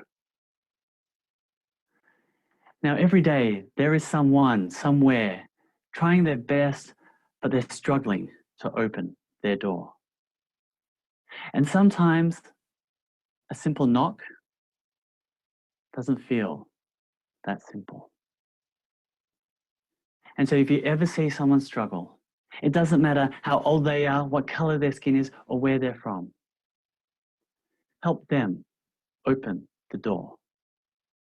Because what the world needs now, more than ever, is hope.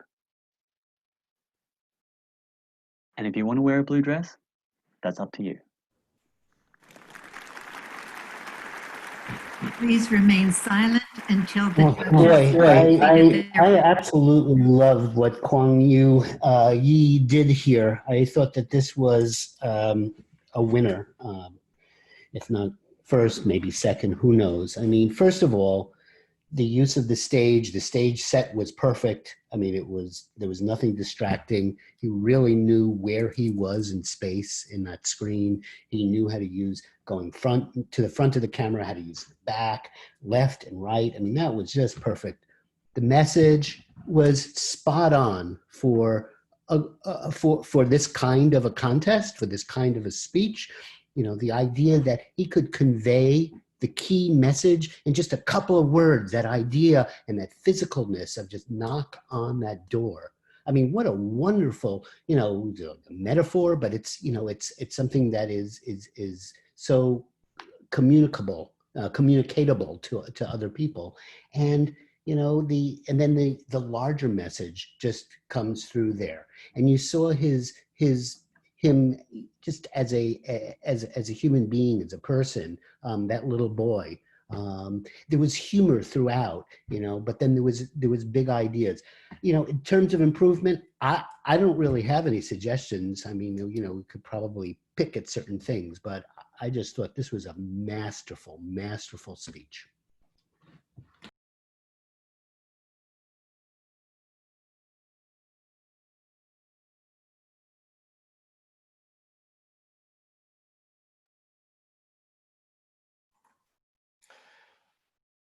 Thank you to all the evaluators. That was absolutely fantastic on very short reaction time. What we'd like to do now is to bring up the voting ballot. And if Mike can bring that up, what we'll do right now is to ask everyone to vote. So remember, what we have here are 3 questions. Who came in first? Who came in second? Who came in third? This is the way the judges tally their ballots. We're going to use the same method, and then Mike is going to use our sophisticated spreadsheet, which we actually developed just for this meeting, to come up with the ranking of the speakers. So please vote like your life depended on it and pick your first, second, and third place winners for the World Championship of Public Speaking.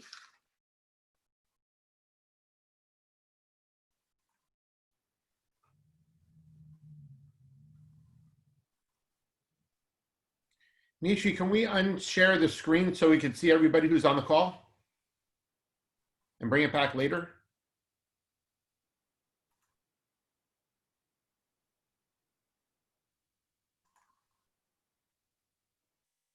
Thanks.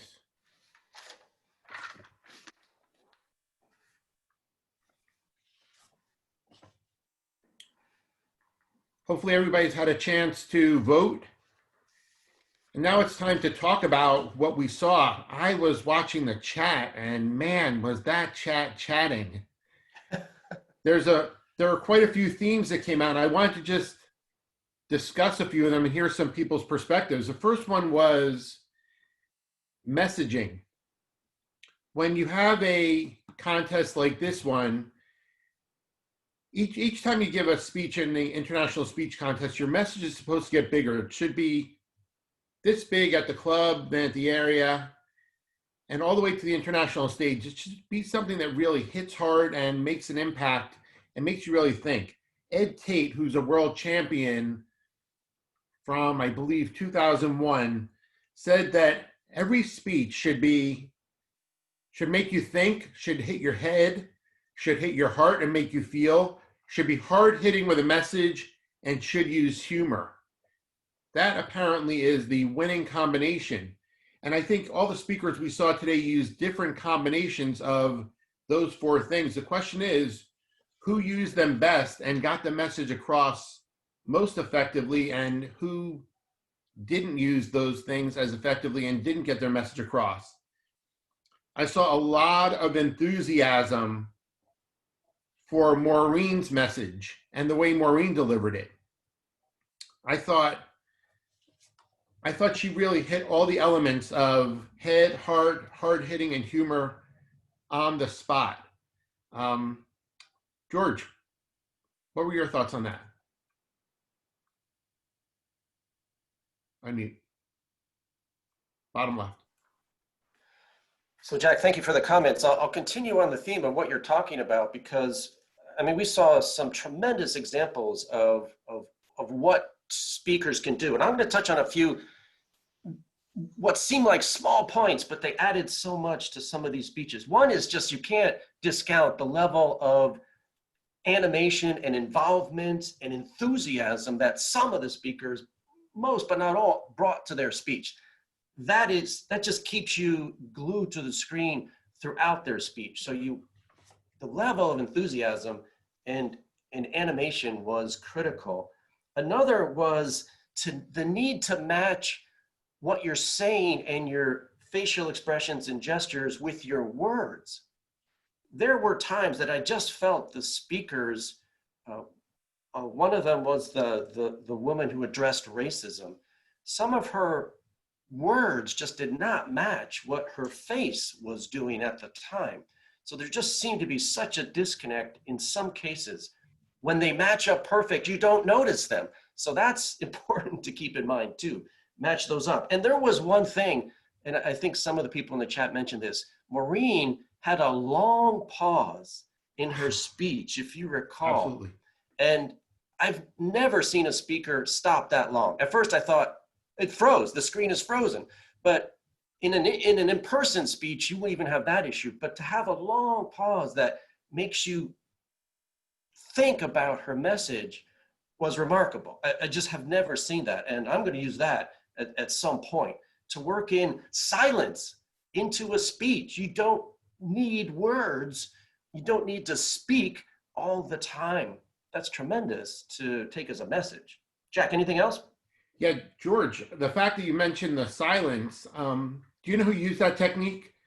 Jean Shippos, when she competed on the world stage, started her speech out with about a 7 or 8 second stare at the audience. And she went from the right side of the audience all the way to the left, just looking at everybody, glaring at them, because she came out in a clown costume and was wondering why people were staring at her as if she was different, which really led to the theme of her speech. I think to paraphrase what you were saying about Linda Marie had a very powerful message, but there was something that what felt very scripted or forced or almost inauthentic about it. Here she is telling a story about a man who died, and she put more emphasis on the fact that she had a hassle from Airbnb than she did on the fact that this man died. She wasn't really, her emotion and her being was not matching the words and the I guess the seriousness of the speech. So it made me wonder, you know, what she was trying to get at. She was so focused on getting to her message that she forgot about leading us there with authenticity. And I think that's what makes a difference between a good speech, a great speech, and a winning speech. Yeah, absolutely. I'll jump in with one other comment, and never forget the last thing. What is the last thing you hear? Is the conclusion. So think to yourself, we just saw 8 speeches. How many of the conclusions do you recall? Just off the top of your head. Well, I wrote them down. That's a definition right there of the importance of the conclusion. 2 that I want to point out. One was Maureen, because again, she came back and she came right up to the camera, smiled, and said, I can't see you, but you are important. And this idea of sharing who care for others really hit home to me. And the other one was actually Sherwood, who that was a speech we could probably take apart for hours. It was a really interesting speech. He started in a Southern accent and ended in a different voice, but he came up at the end too and said, with a very sincere face that matched it, that we are all together, we are all one. And again, powerful, powerful message, and delivered very strong words, strong physical body language, and it just worked together. But again, think of which of the conclusions that you recall just off the top of your head. Those are the ones we want to look at and break down to understand why they were so effective. And while I was watching the chat, I noticed that probably some of if I were to look at the frequency of comments, a lot of them were about use of the camera and gestures. And when Maureen came very close at the end, I saw somebody say that their eyes got misty, and I'll admit mine did too, because it was so effective. But I also saw a lot of times when people would come close to the camera that our audience was getting annoyed. So I'm really curious to hear, you know, the wide variety of uses of the camera, the good, the bad, and the ugly. And Marianne, I've done a lot of talking, George's done a lot of talking, but I bet you there are some other people who have things to say out there. I think you might be right. We are going to go through a few things that came up on chat today. And I'm going to call on you, and if I do, you'll have 30 seconds to respond. So please unmute yourself and give us your thoughts on the topic we're speaking about. Just as you mentioned about people coming into your space, I've given speeches and gotten feedback that it was invasive when I came in like that. So what are your thoughts? I noticed that Jean, Carmen, and Todd seemed to like some of the up-close things and that they felt that it really enhanced it. And others felt maybe it didn't. So I'd like to call on you, Jean. Can you please unmute yourself and let us know why you think that's effective?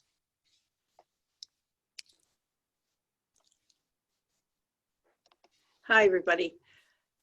The flow of people's body language along with the message for the speakers whose message was clear and evolving either through storytelling or through the progression of their topic themes and so on, were enhanced when they were effectively thinking about when do I get close and purposefully doing that.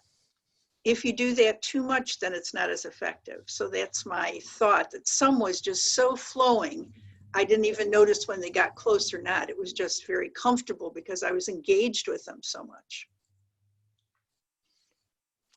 Okay, so it's the engagement. One of the things that came up from Susan Matson, she talked about one of the speakers being very serious. Now, I did ask in the chat, should somebody on a serious topic inject humor, and is it appropriate? Or is serious risky in this situation? Susan.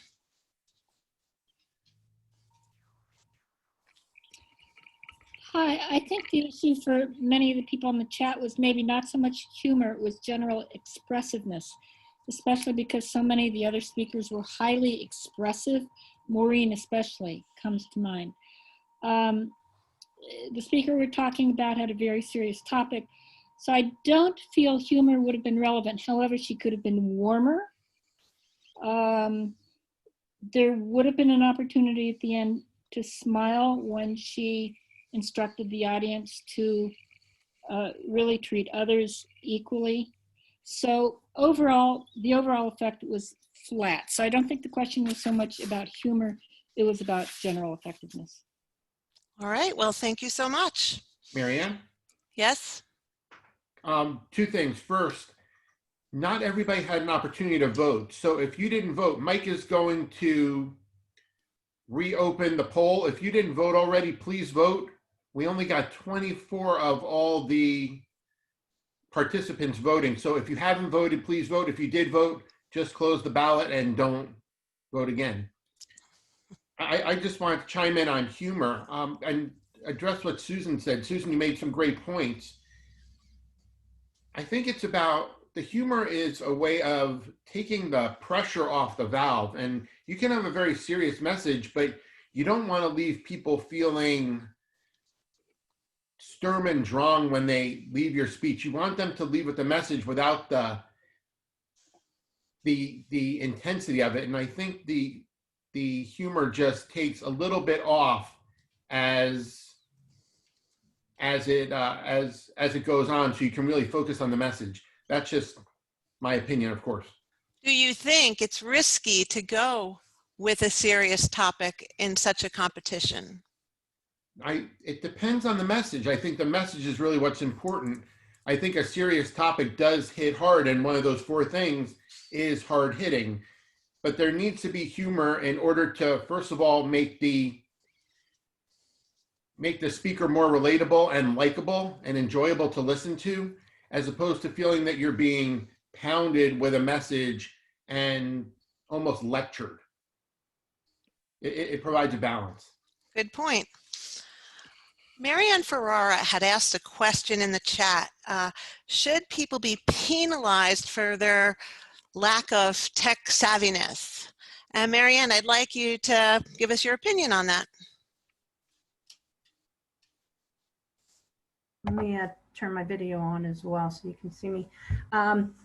It was just a question. I almost felt like, granted, this is the international stage.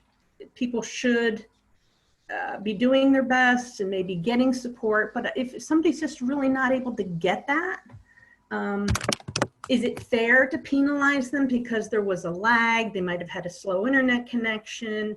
There was a door in the background or the light in the background because they couldn't get maybe a better stage.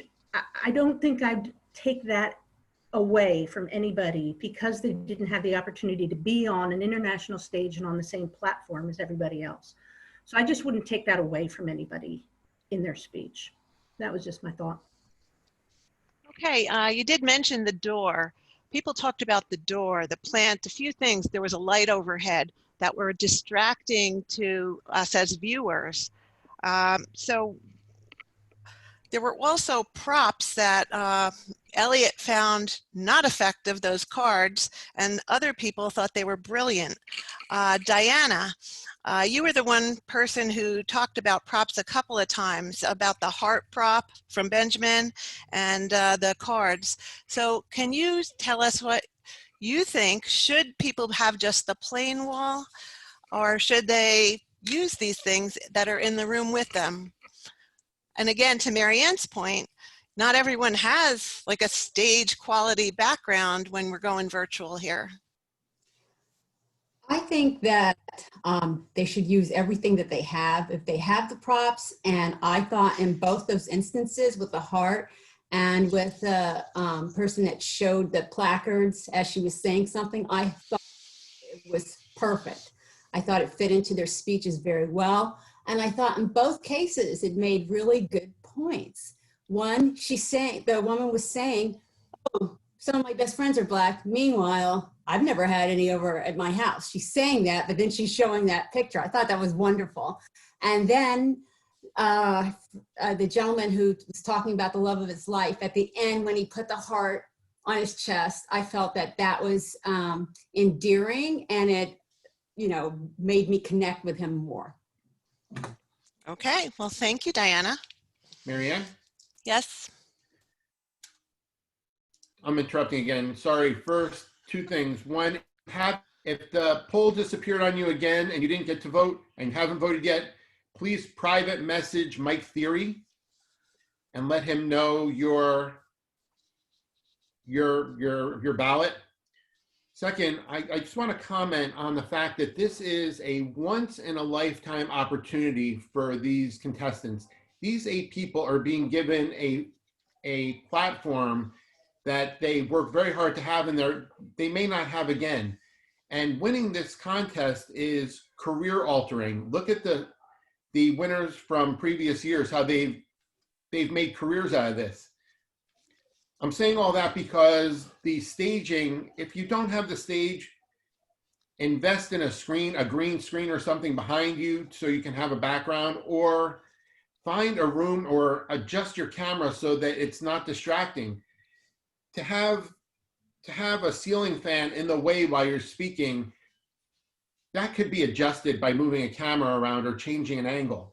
This is a huge opportunity, and we're learning how to be presenters in a virtual world right now. We don't know how long this is going to last, and as professionals, we want to have the best background and the best ability to be professional to impact audiences when we speak. So I think if somebody is really trying to make an impression that they are the best in the world, they need to make the effort to have the background that's the best in the world. And Todd just asked, I totally agree with that. Todd just asked if they should have gotten support from Toastmasters International. I don't know. I honestly don't think so. I don't think that, let me take that back. I wish that Toastmasters International somehow could have provided them a professional videographer to video their speeches so they didn't have to be on a webcam or a computer cam or do it themselves. But in terms of a stage, we have to work with what we have. They're not providing them props or costumes or anything like that. So good question, Todd, and I don't know the real answer, the right answer to that. What do you think, Todd? I think that, yeah, I mean, I think to the extent that they could have created an equal playing field, these people who are in all over the world, you know, that would have been, I think that would have been good. I mean, I'm sure they tested their audio beforehand, so that I'm sure there was at least some kind of a recognition that people are coming from different places and have different things available. So the notion that, you know, perhaps there was a little bit of support probably would have been okay. And Leo just made a comment that his company has a virtual background that everybody uses. And we see Marianne has a Toastmasters background. The one thing about virtual backgrounds is if you're moving around the stage, sometimes you lose limbs. So that's a little tricky, Leo. Okay, Marianne, back to you and chat. What else is in the chat? Okay, I'll just keep interjecting when I want to. That's fine. Welcome. We did have a few comments about where people were presenting from. Some people were standing and a little further back. Some people were a little up close. And Z noticed that when they were up close, we lost the hand gestures, like because they were down here. So Z, what would you like to say about which one did you feel was most effective? Thank you, Marianne. I thought Kwong presentation was very effective. You know, the way he staged himself, you know, moving back left and right sometimes. And then I think there are a couple that I thought are a little bit too much in your face. An example being Mike Carr, who, you know, he reminds me a lot of Jim Cramer from Mint Money. He would like move so close to the camera and then like talk, you know, it's like talk to you, right? You know, it's a little bit too much for me, for my taste. Yeah, actually, and that's an ineffective use, an example of, you know, being close to the camera and ineffective. But then I thought Maureen, when she moved up close, she connects with the audience. I think a number of speakers moved close and they did it to make you feel like it was conspiratorial. I don't know if you noticed this, but they would almost come forward and whisper as if it's only like you and the speaker. And that's a very effective technique, not just blasting like Mike Carr did, but a number of the speakers would come forward, kind of tilt their head to the side and look at us from the side of their eyes and then whisper to us something that was really important. And that's amazing. I thought Mike Carr did an amazing job when he started his speech. If you noticed, he was like down here in the corner, and then he grabbed the corner of the screen and he pulled it over. That takes a lot of practice and work to know technically where the edges of the screen are. Then he went into the whole thing with the camera flipping, which I thought was hilarious, but it can give you a headache. But those were really interesting techniques of using the Zoom platform. And George, I want to add to that, because the coming up to the camera like that and whispering, I've seen some other champions do things like that.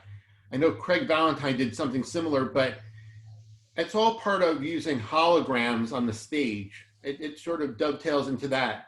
And for those of you who don't know what holograms are, when you have a big stage, oftentimes different stories will be told from different places. And Maureen was very effective in pointing to another part of the stage when she was saying, "Can you believe she said that to me?" as if there was somebody sitting over there talking to her. She created a hologram of somebody else being there.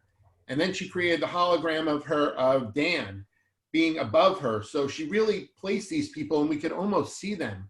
And coming close to us into the camera like that was another hologram of whispering in our ears. So that's all part of effective stage use. And I think Maureen and Kwong were exceptionally good at using the stage to really create those holograms. I agree with the use of the stage. I did find it extremely distracting when my car was doing this thing like this. So I noted that there was a split on that one. Some people found it very effective. Surya liked it, Erin, Andrew Hayes, and others thought it gave them a headache. So Chris Boraski, tell me what you thought about his distracting movements. Were they effective or not, in your opinion? There's a fine line. You want to have some movement, some action.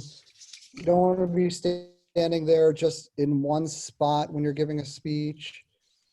But you don't want to be annoying either. And this is true of a live speech as well. Sometimes you see a live speech and they are going crazy on the stage, and it's just that overwhelms the message of the speech, and it really just makes the speech ineffective. And I think on a virtual platform like this, it's that much worse.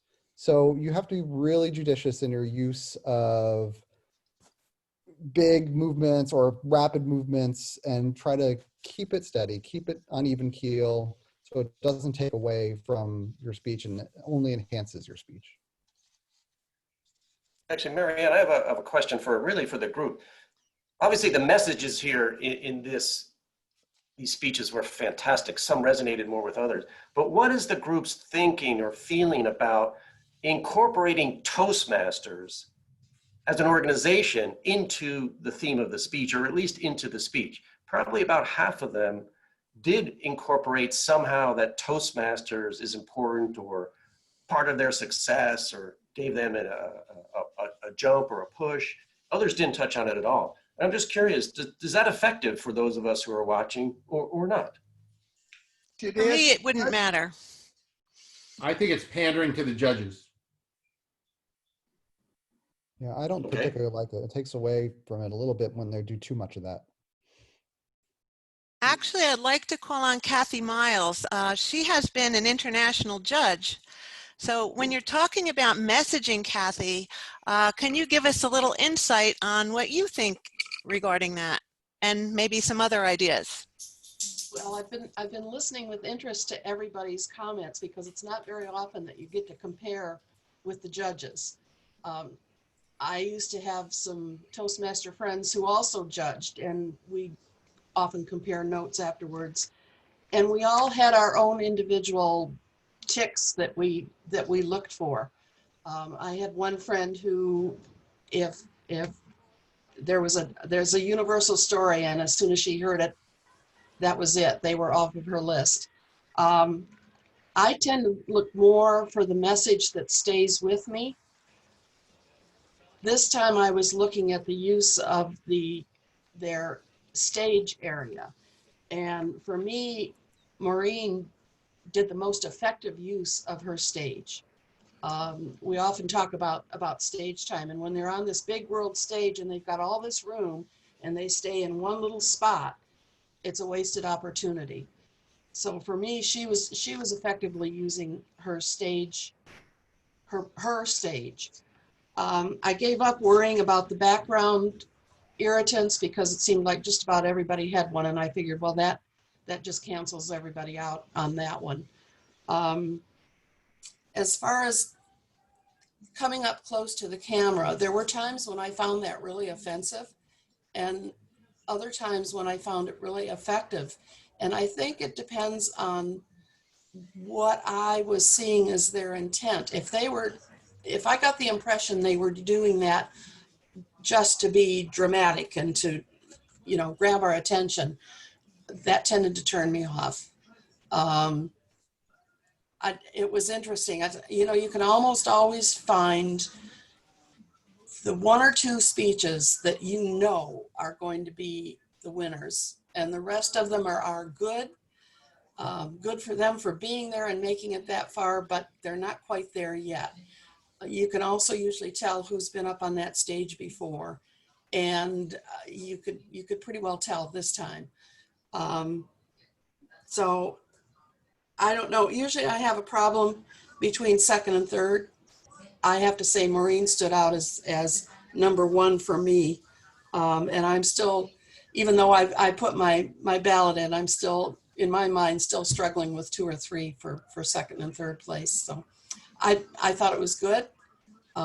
It's always entertaining. One of the comments that was made about support by TI, I have to agree, especially at this level, and knowing how important it is to the competitors, that I would have expected more support from international, especially since they've been doing the video contests at lower levels now for a couple of years. So they have some experience with this. Be interesting to see if there's some changes made in the future. And Kathy, I think it's important that everybody know that you know TI better than most of us because of the role you've played as international director, if I remember correctly. Right. It's a well-kept secret. Not anymore. No, I know it's out there. So thanks for your perspective. You're welcome. Thanks for including us in this. This has been an experience too. You spoke about Maureen's speech, Kathy, and I had many people talk about her speech in the chat about how authentic and how she used humor, how she introduced her characters effectively. And I was very impressed with everyone talking about being relatable. But Chris Hulse, I'd like to call on you because I thought it was interesting that a woman could be so relatable to both men and women. So could you give us a little bit about how you felt about Maureen's speech, Chris Hulse?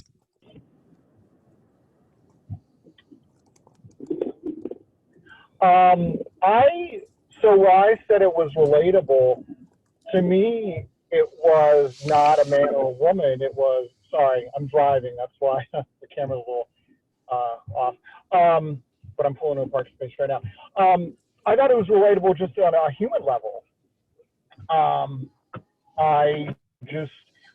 think someone commented about the self-deprecation thing, and as a person who basically uses humor in the same way myself, that's what I found connecting. So that's kind of where I related to her. I kind of felt like everything not maybe everything she talked about, but a lot of things she talked about, it was stuff that you could relate to on some level. And to me, that makes a great speech. That makes a memorable speech when you can connect with the speaker. Okay, thanks, Chris. Many people thought in Sherwood's speech, he kept referring to the C word. But in the end, he never actually identified what that C word was. It seemed like a source of frustration for some, and others liked the idea of interpreting it for themselves. I'd like to call on Gautam to give us his insights on that.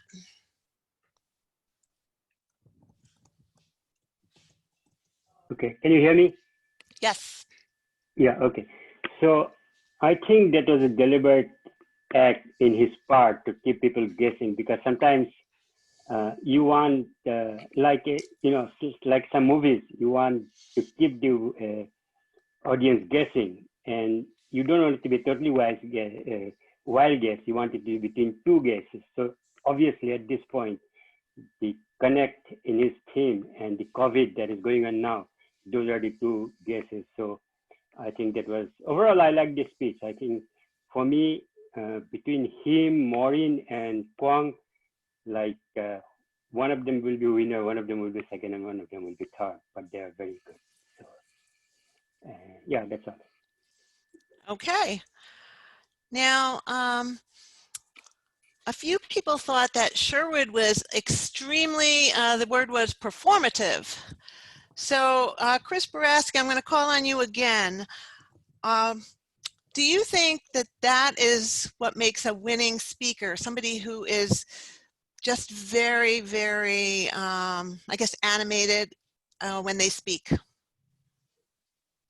It is a way to be more effective in your speech giving, And it's something I noted early on when I first joined Toastmasters, that the speeches where the people were more actors than just lecturers tended to get more positive feedback from the audience, tended to win more Speaker of the Day awards and so on. It works. It just works. And ultimately, you want to connect and communicate with people, and using emotion, using body language, using vocal variety, all these things that are performative are effective. And if you don't use them, you're not a full, well-rounded speaker. So the ones that do more of that do get better results. I really, truly believe that. Anyone else have thoughts on that? To find balance, I think. I mean, and you know, you think about performative, what comes to mind obviously is actors. And the thing is that if we think about actors, there are people who are quote unquote acting and people who just come across as really authentic. And so, you know, that's where that fine line is, you know, how do you bring that performative quality in a way that, you know, communicates, because at the end of the day, that's what we want to do, is just communicate really effectively. But part of communicating effectively means, you know, doing it in a way that delivers authenticity. So, and that's where there's a lot of subtlety, and really props to those people who are able to, you know, to manage both sides of that. Todd, while I have you up on camera here, you had made a comment, wait, is this a humorous speech contest? Now, obviously humor is important to a lot of speakers. So do you think that it was out of place? I wasn't sure how to take your remark. You know, and this again was, I believe, with Sherwood. My problem was that I was laughing. I thought it was funny, but you know, we didn't get to sort of the heart of his message probably until about 40% through the speech. So, you know, then we got it. I got it. You know, it's a balance, right? I think humor is important, but you know, if you're getting sort of notes of humor in the beginning, you know, it sort of throws you off as to what your expectations are for how it is that you're supposed to absorb the speech. So maybe too much humor, not enough substance? And particularly through the, you know, through the arc of the speech. I guess that's the question, is really humor should be sprinkled through the arc of the speech. It shouldn't necessarily come all in the beginning of the speech or all at the end of the speech. You know, it should be something that feels organic and feels like it's a tool to help to connect the audience. I think that would be my argument. Marianne, just one more question, and then we're going to move on to the results, please. Well, actually, I'm going to complete it right now. And I do want to let everyone know that if you would like to save the chat to capture all the remarks so you can reflect upon them when we actually hear the results, that you can go down to the bottom of the chat, the last entry, there's 3 little dots. And if you click on that, there's a little box that'll pop up and you can save the chat, and it'll let you save it to your computer so you could look at it after the fact. And with that, I'd like to close this segment of our meeting today and throw it back to Jack and George. Thank you, Marianne. Great. Fantastic. What we're going to do is we're going to now move to our brilliant ballot counter, Mike Theory. Mike has been very busy doing evaluations and technology behind the scenes. But Mike, we'd like to give it to you. And please, will you announce the official Princeton Toastmaster and member guest results of the World Championship of Public Speaking? Absolutely, George. Thank you very much. Coming in 3rd place in our Princeton Toastmasters balloting was Sherwood Jones. Woo. In 2nd place, Maureen Zapala. And in 1st place, Kwang Yu Yang. Congratulations to these top 3 voters. All right, thank you, Mike. Excellent. Jack, over to you. Great. First, I want to thanks Mike for doing that. Marianne, you as our reporter on the street did a fantastic job. Thank you very much. Thank you. Nishi, are we ready to stream the actual results? Jack, unfortunately, TMI has not released it yet. TMI is supposed to release it any second. Okay. Well, until then, a couple of other thoughts. But Marianne says, yes, they have. Yes, they have.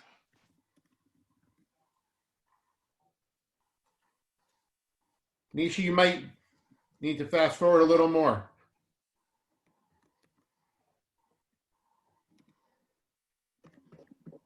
Okay, screen sharing. Greenwich Mean Time. Oh, it's a separate 6-minute video.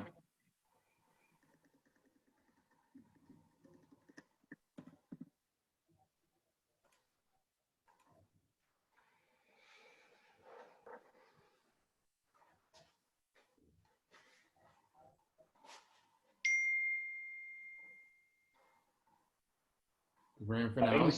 I think it's the part that says the grand finale.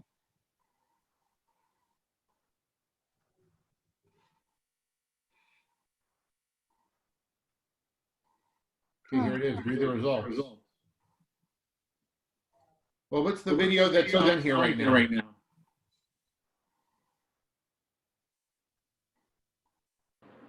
That's the contest. The one that we watched. No, the one on that screen was the contest. It wasn't announced as a result.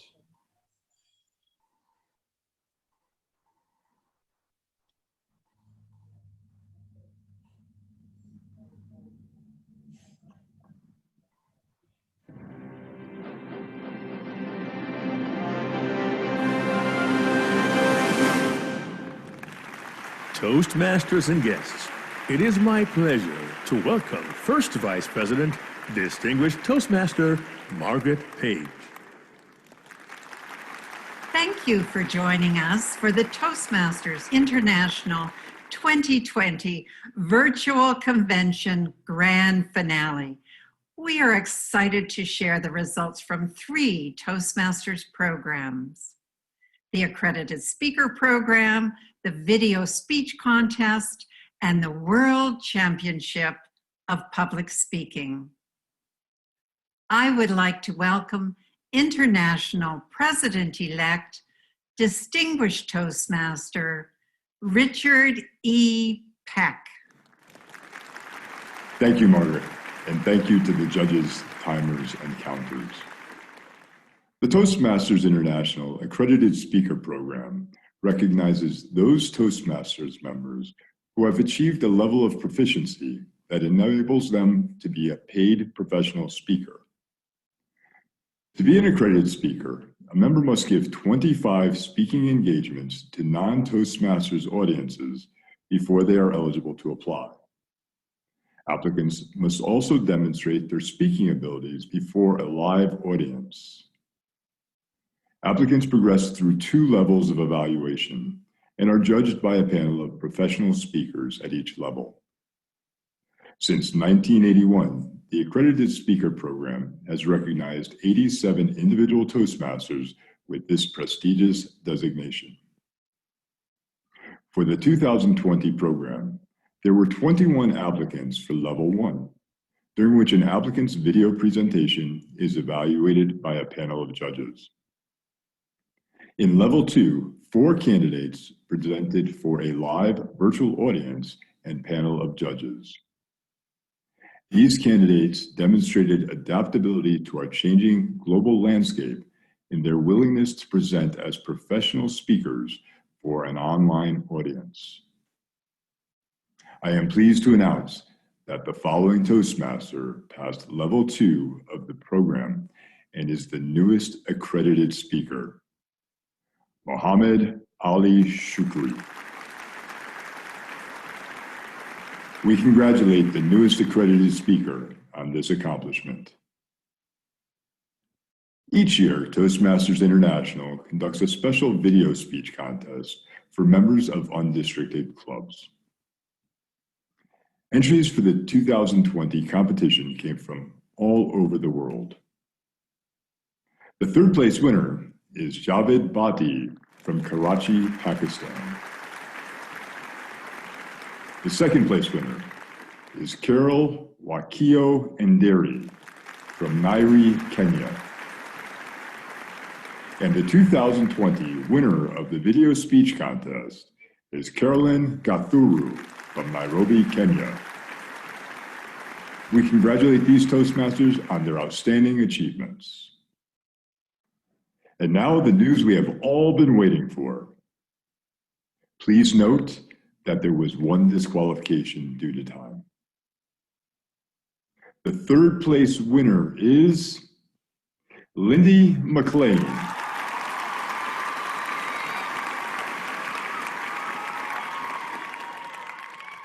The second place winner is Linda Marie Miller.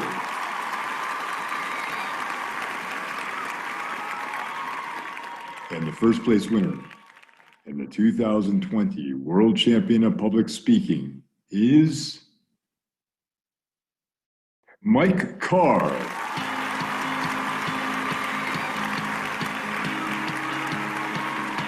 Let us take a moment to recognize our fantastic top 3 winners in today's contest.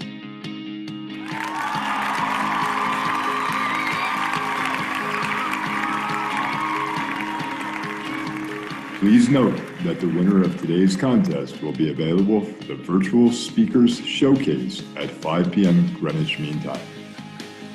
During this showcase, the first place winner will deliver acknowledgments, and all 3 winners will answer questions about their journey and experience. The link to access this event is available on the Virtual Convention Agenda page of the Toastmasters International website. The 2020 World Championship of Public Speaking is now adjourned. Thank you for attending.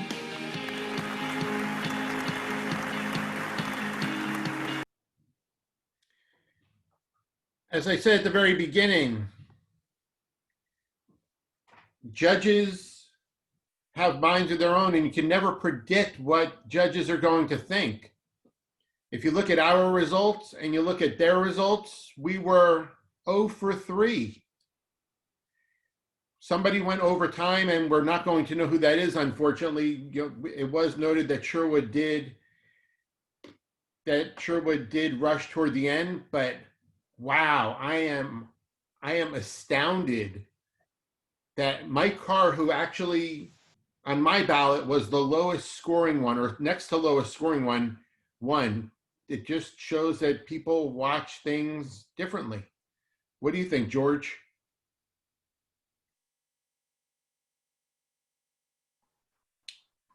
Yep. Yeah, I was kind of blown away by the results.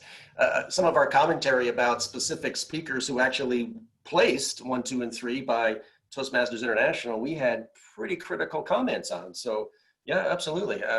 Did anyone know who the person is that is disqualified? No, nobody timed? I wasn't timing either, so that would be interesting to know.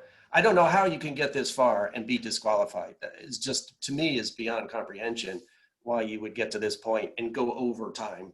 And this is what happens. This is why we're so stressed timing so much in our contest and in our club, because you don't want to get to this level and go over 2 or 3 seconds and find out, poof, you're disqualified. But I mean, the results are quite remarkable, if you ask me. Hey, George, can I chime in real quick? Because I was given Mike Carr's the speech I was going to evaluate. Sure. And what I mentioned in my evaluation is that I thought Mike was by far the riskiest speaker in terms of how he performed. He was one that offered the most theatrics. He made the most utilization of his space, which was a very confined space. And I kind of get the impression that the voters probably took into account more about the environment that we're in, as opposed to just, your usual circumstance of just evaluating a speech at face, in an audience like we usually do. I think I'm not going to say the word like biasly looked into the Zoom factor, but I think it might have weighed more of an influence than we all originally, I guess, were envisioning. Mike, that's an interesting point. But if you look at the ballot form, the judges are supposed to stick to the form and really weigh their points according to that. And, a lot of them are about speech development and speech value. Physical is really the only place that I feel that Zoom comes in. So if that's the logic they were using, it is very surprising. In terms of speech development and effectiveness, I thought I didn't get what Mike's message was. And that's why I was most confused. Not that I just didn't, whether it was relevant or not relevant, I don't know what it was. And that was one of my notes. But again, you can't really figure out what the judges are thinking. I'd be curious to know who ran over time. Can I make a comment, please? No, of course you can, Elliot. Well, I think that he had the most preparation of anybody because he knew exactly where he was on the screen. And the only way that he could do that was to do this thing over and over and over, have somebody watch him, get feedback. And the judges must have taken that into consideration. And the second place winner, Linda Miller, was also the same thing. I don't know how she handled those placards without looking where she put them, without looking where she took them from. And that's why I said there must be somebody helping her. But I guess the judges felt that there was another prepared individual who knew exactly what she was doing and didn't have to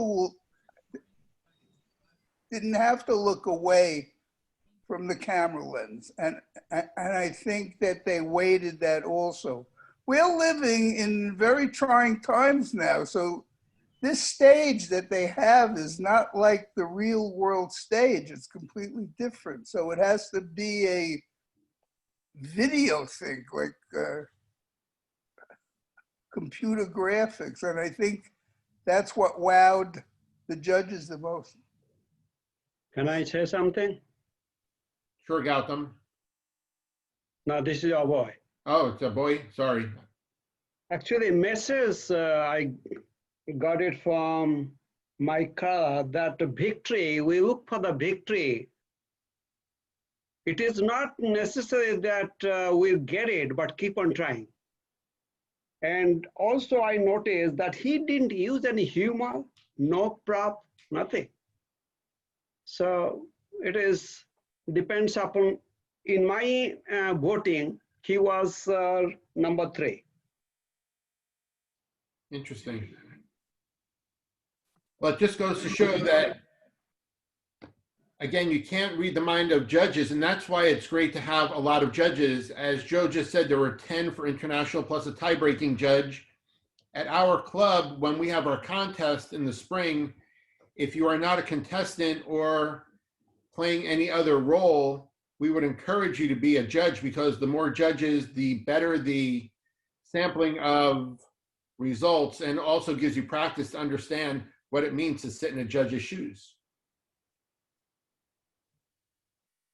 George, you want to wrap up for us? Actually, George, before you go real quick, I'm just going to share with everyone how we placed the top 3 in our personal Princeton Toastmasters balloting. Lindy McLean came in 7th of 8th. Michael Carr finished 5th, and Linda Marie Miller finished 4th. Just thought that would be interesting to share. Very interesting.